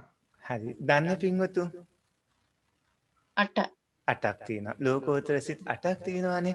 එතකොට පින්වත්නි ලෝකෝත්තර සිත් 8 ලැබෙන්නේ පෘථග්ජනයටද නැත්නම් මේ මගපල්ලාභී උතුමන්ටද? මාර්ගඵලලාභී උතුමන්ට. එතකොට ලෝකෝත්තර සිත් 8ක් තියෙන ඒ මගපල්ලාභී උතුමන්ගේ මාර්ගසිත ඇති වෙන්නේ එකපාරනේ. ඊට පස්සේ ඵලසිත කීපයක් ඇති වෙනවානේ. ඊට පස්සේ කැමැති වෙලාවක ඵල සමාපත්තියට සමවදින්නත් පුළුවන්කම ලැබෙනවානේ සත්පුරුෂ පින්වත්නි. එතකොට ඒ උතුමන්ට ඇතිව තියෙන නිවැරදි දැක්ම හඳුන්වන්නේ අපි ලෞකික සම්මාදිට්ඨියක් විදිහට ලෝකෝත්තර සම්මාදිට්ඨියක් විදිහටද? ලෝකෝත්තර සම්මාදිට්ඨිය. හරි. දැන් එතකොට ඔය පින්වතුන්ට ඇති කර ගන්න පුළුවන් දේ ලෝකෝත්තර සිත් 8න් එකක් හරි මේ වෙලාවේ. බෑ. ඔබට නැති හිතක කොහොමද අපි ලෝකෝත්තර සම්මාදිට්ඨියක් කියන වචනය කියන්නේ? කියන්න බෑ. පුළුවන්ද බැරිද? බෑ. ඔය ඇත්තන්ට පුළුවන්ද මේ වෙලාවේ යම්කිසි ලෝකෝත්තර සිත් 8න් එකක් ඇති කරගන්න? අපිට බෑ. එතකොට ඔය සත්පුරුෂයිනට එහෙම වෙනකොට පින්වත්නි ඔය සත්පුරුෂයිනට මේ ඒ දැන් ඇතිවන නිවැරදි දැක්ම මගඵල නොලැබූ එකක්ද ලැබූ එකක්ද? මගඵල නොලැබුව එක. දැන් මගඵල නොලැබූ ඔය ඇත්තෝ අයිති වෙන්නේ තාම ලෞකික පෘථග්ජන පිරිසට නැත්නම් ලෝකෝත්තර පිරිසටද? ලෞකික පෘථග්ජන.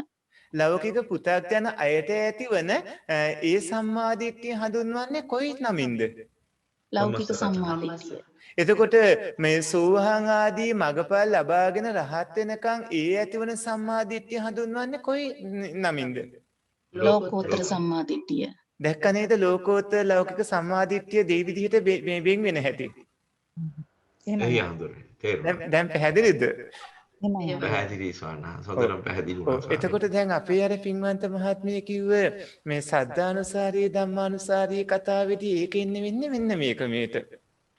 ඒ තමයි කවුරු හරි පුණ්‍යවන්තයෙක් මගපල් ලබන්නට කටයුතු කරනකොට ඒ පුණ්‍යවන්තයෝ මගපල් ලැබීම උදෙසා කටයුතු කරගෙන ඉදිරියට එනවානේ. ඒ ඉදිරියට එද්දී ඒ ඇත්තෝ විසින් දියුණු කරගෙන එන ධර්මතා එක ditthi visuddhi කාංකා විතරණ විසුද්ධි මග්ගා මග්ග ඥාන දර්ශන පටිපදා ඥාන දර්ශන ආදී පහු කරගෙන නවමා විදර්ශනා ඥාන ආදී පහු කරගෙන සංකාරපේක්ඛා ඥාන ආදී පහු කරගෙන මාර්ග හිත ලබන මොහොත වෙනකොට මාර්ගසිත ආසන්න මොහොතේදී අනිත්‍ය දුක්ඛ අනාත්ම විදියට සියලුම ත්‍රිභූමික සංස්කාරයන් සියල්ල තිලක්ෂණයට නන්වනකොට නන්වන්නේ ඒකෙන අනිත්‍ය විදිහට නම් අනිත්‍ය විදිහට නම් මේ සියලුම සංස්කාර ධර්මියෝ දකින්නේ සද්දේන්ද්‍රිය විරීන්ද්‍රිය සතින්ද්‍රිය සමාධින්ද්‍රිය පඤ්ඤේන්ද්‍රිය කියන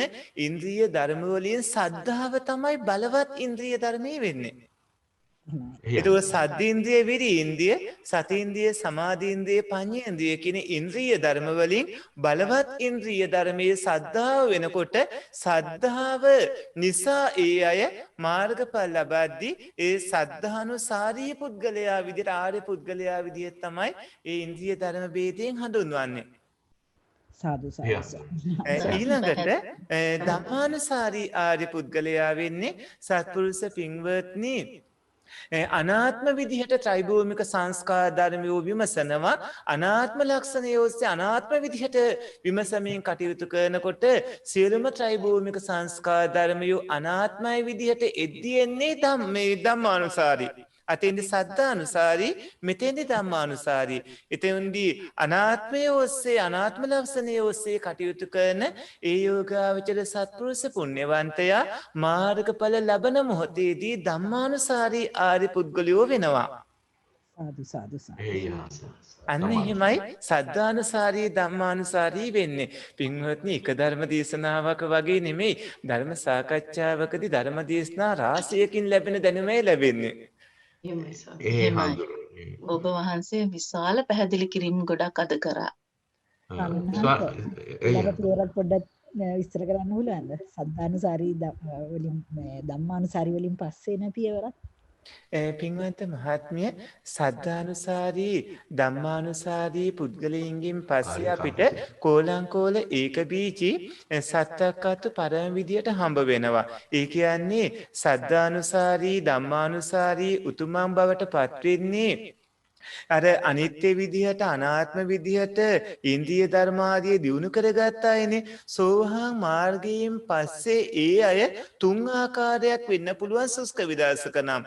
ඒ තමයි ඒක බීජී කෝලංකෝල සත්තක්කතු පරම විදිහට ධ්‍යානලාභී නම් ධ්‍යානයට අනුරූපී විදිහට ඒ විදිහට ඉන්පස්සේ සකදාගාමී නම් ඉදපත්තා තත්තපා නිබ්බයි තත්තපත්තා ඉදපා නිබ්බයි තත්තපත්තා ඉද උපජ්ජි දිත්වා තත්ත්වපාය නිබ්බාය ආදී කුමන හෝ ආකාරයකට වෙන්න පුළුවන්. අනාගාමී නම් එතනත් මේ කුමන හෝ ආකාරයකට වෙන්න පුළුවන්. අසංකාරපාය නිබ්බාය සසංකාරපාය නිබ්බාය ආදී විදිහට ඒ විදිහට මේ පුද්ගල භේදේ වෙනම හඳුන්වන්න පුළුවන් ඒ ස්වභාවයන් අනුව.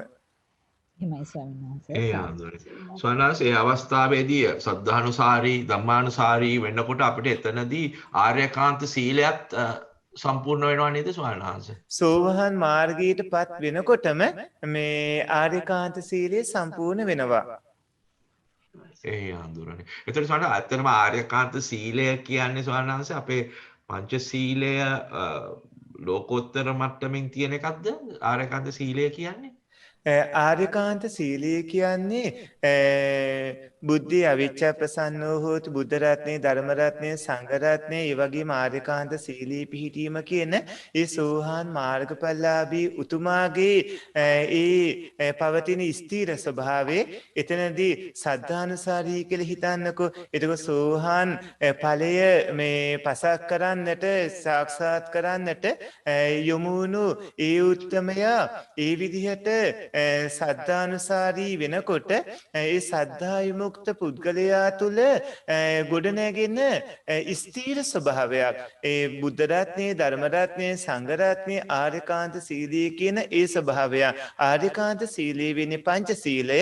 ඒ කෙනාගේ චිත්ත සන්තතිය තුළ අකුසාසේ 12න් සිත් 5ක්ම නැති කරමින් සක්කාදිට්ඨි විචිකිච්ඡා සීලබ්බත පරාමාස කියන ධර්මතාවයෝ සංයෝජනයෝ නැත්තටම නැති කිරීම නිසා ලැබෙන චිත්තසංතතිය තුළ විශාල මේ වෙනසක් නැත්නම් විශාල ස්ථීරව පිහිටපු ධර්මතා ස්වභාවයක්.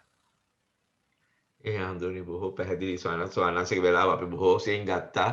සමාවෙන්න කියලා ඉල්ලනවා මේ තවත් සත්පුරුෂ පින්වනි ඊටාම හොඳයි. මෙහෙම තමයි කටයුතු කරන්නට ඕන. මොකද යම් දහම් ගැටලුවක් ඇති වුණොත් එය අහන්න ඕන. නිහඬව හිටියොත් ඔය ඇත්තෝ දැනට ඉන්න දුස්තියේ තුලම හිර වෙලා ඉන්නවනේ. ඒක අපරාධයක් වෙනවා. ඔය ඇත්තන්ට මේ ලැබුණේ වටිනා අවස්ථාවක්. ඕන දෙයක් අපෙන් අහන්න පුළුවන්. ස්වාමීන් වහන්සේ බය වෙන්න එපා ස්වාමීන් වහන්සේ බණී කියලා. මේ ස්වාමීන් වහන්සේ එහෙම වෙන්නේ නැහැ. ස්වාමීන් වහන්සේ ඔව් මහත්මිය. භාවනාව තමයි මේ ලොකුම කුසලය. ඒ නිසා භාවනා කරන කෙනෙක් පින්කම් කරන්න අවශ්‍ය නැහැ. පින්කම් කියන්නේ ഘോഷාකාරී දේවල්.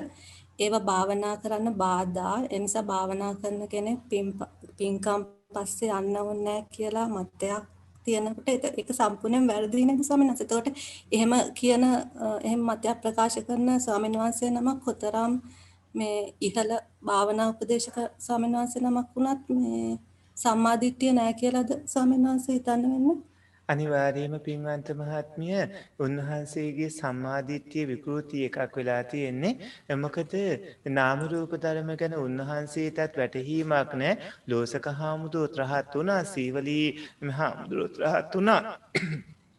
ඒ දෙදෙනා වහන්සේ රහත් වුණාට පස්සේ උනත් වෙනස බලන්නකෝ. ආහාර පාන ආදිය ලැබෙන්න, ඉඳුන් හිටුන් ආදිය ලැබෙන්න, ඇඳුම් පැළඳුම් ආදිය ලැබෙන්න, උන් හිටතැන් ලැබෙන්න, දීර්ඝායුෂ ලැබෙන්න, වාහනේ ලැබෙන්න, සැපේ ලැබෙන්න, බලේ ලැබෙන්න. ඒවා මේ දිවි කෙනෙක්ට නොපේන කෙනෙක්ට යාඥා කිරීමෙන්, කනලව් කිරීමෙන් තමන් විතර ගන්න පුළුවන් කාරණා නෙමෙයි. ඒව ලබා ගන්න නම් ලැබෙන විදිහේ කුසල ප්‍රතිපදාවක හැසිරෙන්නට ඕනේ. මනාපදායි ලබතේ මනාපං අග්ගස්ස දාතා ලබතේ පුනග්ගං.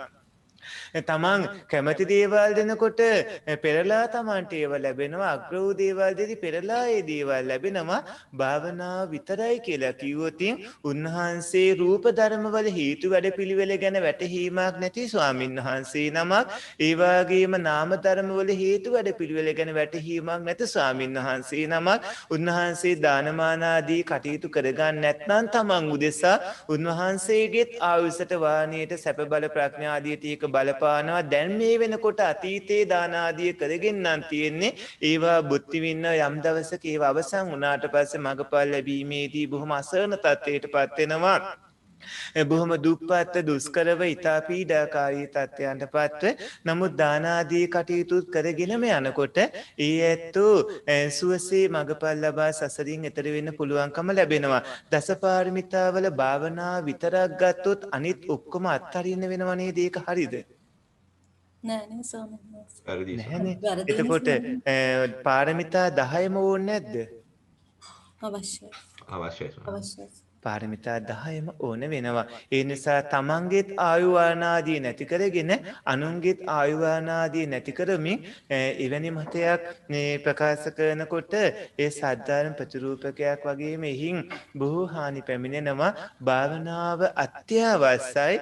ඒ වගේම පින්වත්නි දානාදී අනිත් කුසලියොත් අත්‍යවශ්‍ය වෙනවා. හැමදේම සම්බර වෙන්නට ඕන. සියල්ලම එහෙම වෙන්නට ඕනේ. එදා හිතන්නකො සරද තාපස්තුමා. සරද තාපස්තුමා මීට අසංඛ්‍ය එකකුත් කල්පලක්ෂයට කලින් අනෝමදස්සි බුදුරජාණන් වහන්සේ කාලෙදී ඊර්ධිමත් තාපසයෙක් විදිහට තමයි හිටියේ. මහ විශාල ශිෂ්‍ය පිරිසක් එක්ක වනාන්තරයේ හිමාලයේ. සාධතාපස්තුමාගේ හිමාලයේ අසපුවට අපේ සැරියුත් මහරහතන් වහන්සේ වැඩම කරනවා. අපේ මේ සාධතාපස්තුමාගේ අසපුවට අපේ බුදුරජාණන් වහන්සේ වැඩම කරනවා. බුදුරජාණන් වහන්සේගෙන් පස්සේ රහතන් වහන්සේලාත් වැඩම කරනවා. ඒ රහතන් වහන්සේලා අතර අග්‍රශ්‍රාවක ප්‍රඥාවන්ත රහතන් වහන්සේත් වැඩ හිටියා. අපේ බුදුරජාණන් වහන්සේ අනෝමදස්සේ බුදුරජාණන් වහන්සේ නිරෝධ සමාපatti සුවේ සමවැත්ලා ඉන්නකොට ඉතා අර සාධ තාපස්තුමා විශාල මල් ප්‍රමාණයක් ගෙනල්ලා මල් පූජාවක් කරන බුදුරජාණන් වහන්සේට දින 7 පුරාම පරමල් අයින් කරන වැඳගෙනම ඉන්නවා. මේ තමනුත් මේ අභිඥා උපදවා ගත්ත කෙනෙක්. නමුත් Tamanට හැකියාවක් නැති විස්මිත දෙයක් තමයි බුදුරජාණන් වහන්සේ මේ සිද්ධ කරා නිරෝධ සමාපatti සුවේට සමවැත්ලා. මේ වෙලාවේදී අපේ සරද තාපස්තුමා මල් පූජා කරමින් බොහෝ පුණ්‍ය කර්මයෝ කරලා අන්තිමට දාන ආදී මහ පින්කමොත් පවත්වනවා. ඉතින් එදා ඒව කරපු හින්දානේ සරියුත් මහ රහතන් වහන්සේගේ ලැබීමේ ගුණයත් මේ විදිහට හොඳ තිබ්බේ. ඉතින් භාවනා විතරක් කළා නම් ඇති මල් පූජා ආදී කරන්න ඕනේ නැහැ කියලා එදා ඒ අතීතේ උනා දෘෂ්ටියක් තිබ්බනම් මොකද වෙන්නේ? පින්වත්නි සුමන මාලාකාරයාට මල් පූජාවෙන් ditta ධම්ම වේදිනිය වශයෙන් ලැබුණු විපාක කොහොමද? එහෙම නේද? එහෙමයි. ඒ නිසා ඔය පින්වතුන් ඔබව අනාථ කරගන්න එපා. ඔබව අසරණ කරගන්න එපා මේ දීර්ඝ සංසාරය. ඔය ඇත්ත ඔබ හැම අතින්ම සුරක්ෂිත කරගන්න. ඔබ සුඛිත මුහිත කරගන්න. ඔබ සුවපත් කරගන්න. මේ සුඛිත මුහිත කරගන්න කිව්වේ සුවපත් කරගන්න කිව්වේ සුරක්ෂිත කරගන්න කිව්වේ පින්වත්නි ආර්ය අෂ්ටාංගික මාර්ගයමයි පිළිපදින්න ඕන කියන එක. ඔය දන් දෙන්න ඕනේ, සිල් රකින්න ඕනේ, භාවනා කරන්න ඕනේ, සත්‍යවාදී වචන කතා කරන්න ඕනේ, ඉවසන්නට ඕනේ. ඒ වගේම අදිෂ්ඨානශීලීව කටයුතු කරන්නට ඕනේ. ඔබට මොනතරම් අපවාදාවත් අපහාසාවත් ඒවායේදී ඔය සත්පුරුෂයෝ ඒවා ඔබ තුලට ගන්න නැතුව ඒවා බැහැර කළා දාලා බොහොම සංසුන්ව තැන්පත් සත්‍යවාදීව කටයුතු කරන්න ඕනේ. හැම කුසලයක්ම මේ ඔබේ නිවන් දැකීම උදෙසාම හේතු වේවා කියලා නිවනම අරමුණු කරන්න ඕනේ. යම් ප්‍රාර්ථනා ශක්තියක් ඕන වෙනවා. ඒ ප්‍රාර්ථනා ශක්තිය නිවන වෙන්නට ඕන පින්වත්නි නිවන් දකින ගමනට. එහෙමයි. සාදු සාදු සාදු ස්වාමීනි. බලන්න සත්පුරුෂ කල්යාණ මිත්‍ර ඇසුර නිසා අපි කොච්චර තියෙන මේ ගැටලු निराකරණය කරගත්තද ස්වාමීන් වහන්සේ. වහන්සේට බොහෝම පිං. හොඳයි පින්වන්ත මහත්මිය බොහොම පිං ඔය සත්පුරුෂයින්ටත්. එහෙමනම් පින්වන්ත කාලිංග මහත්මයා අද හවස අභිධර්ම පන්තියක් තියෙනවා. දැන් මාව මුණ ගැහෙන එළිය කට්ටිය ඇවිල්ලාත් ඉන්නවා. එහෙමනම් අදට ප්‍රමාණවත් නේද? එහි ස්වාමීනහන්ස මේ ස්වාමීනහන්ස අපිට අපේ හිතිය මිත්‍යාවක ස්වාමීනහන්ස සම්පූර්ණයෙන් අපිව එළියට ඇදලා දැම්මා මිත්‍යා මතේ. මොකද ඇත්තම ස්වාමීන මෙච්චර කල් අපි ඒ මතේ තමයි හිටියේ. දැන් ඔබ වහන්සේට බොහෝ පින් ස්වාමීනහන්ස අපිට ඒක निराකරණය කරලා දුන්නට ඒ නිසා මම සෝමනියන් ස්වාමීනහන්ස අද අපිට බොහෝ වටිනා ධර්ම පරයය දේශනා කළ අපගේ ලොකු ස්වාමීන් වහන්සේ රතන ලොකු ස්වාමීන් වහන්සේට බොහෝ පින්වත් වේවා. මාගේ ප්‍රාර්ථනා කරනවා අප ගැන බොහෝ අනුකම්පාවෙන් අපට ධර්මයෙන් දේශනා කර සසර දුකින් නිවනට දොරටුව ඇර දෙන ඔබ වහන්සේට අජරාමර නිවන් සුවයපත් වේවායි ප්‍රාර්ථනා කරනවා. සාදු සාදු. හොඳයි සත්පුරුෂ පින්වත්නි. පින්වන්ත කාලිංග මහත්මයා, පින්වන්ත සමන්ති මහත්මිය, සත්පුරුෂ කරුණාවන්ත පින්වත්නි ඔය පුණ්‍යවන්තයෝ මෙතෙක් කරගත්ත පුණ්‍යතරමියෝ ඔබ නමින් මිය පහළව ගිය සාංසාරික නෑදෑයනට ඒකාන්තයෙන්ම අනුමෝදන් විත්වා ඒකට පාදත් උපජීවී ඥාතීන්ට පින් අනුමෝදන් කරන්න ඉදම් මේ ඥාතීනං හෝතු.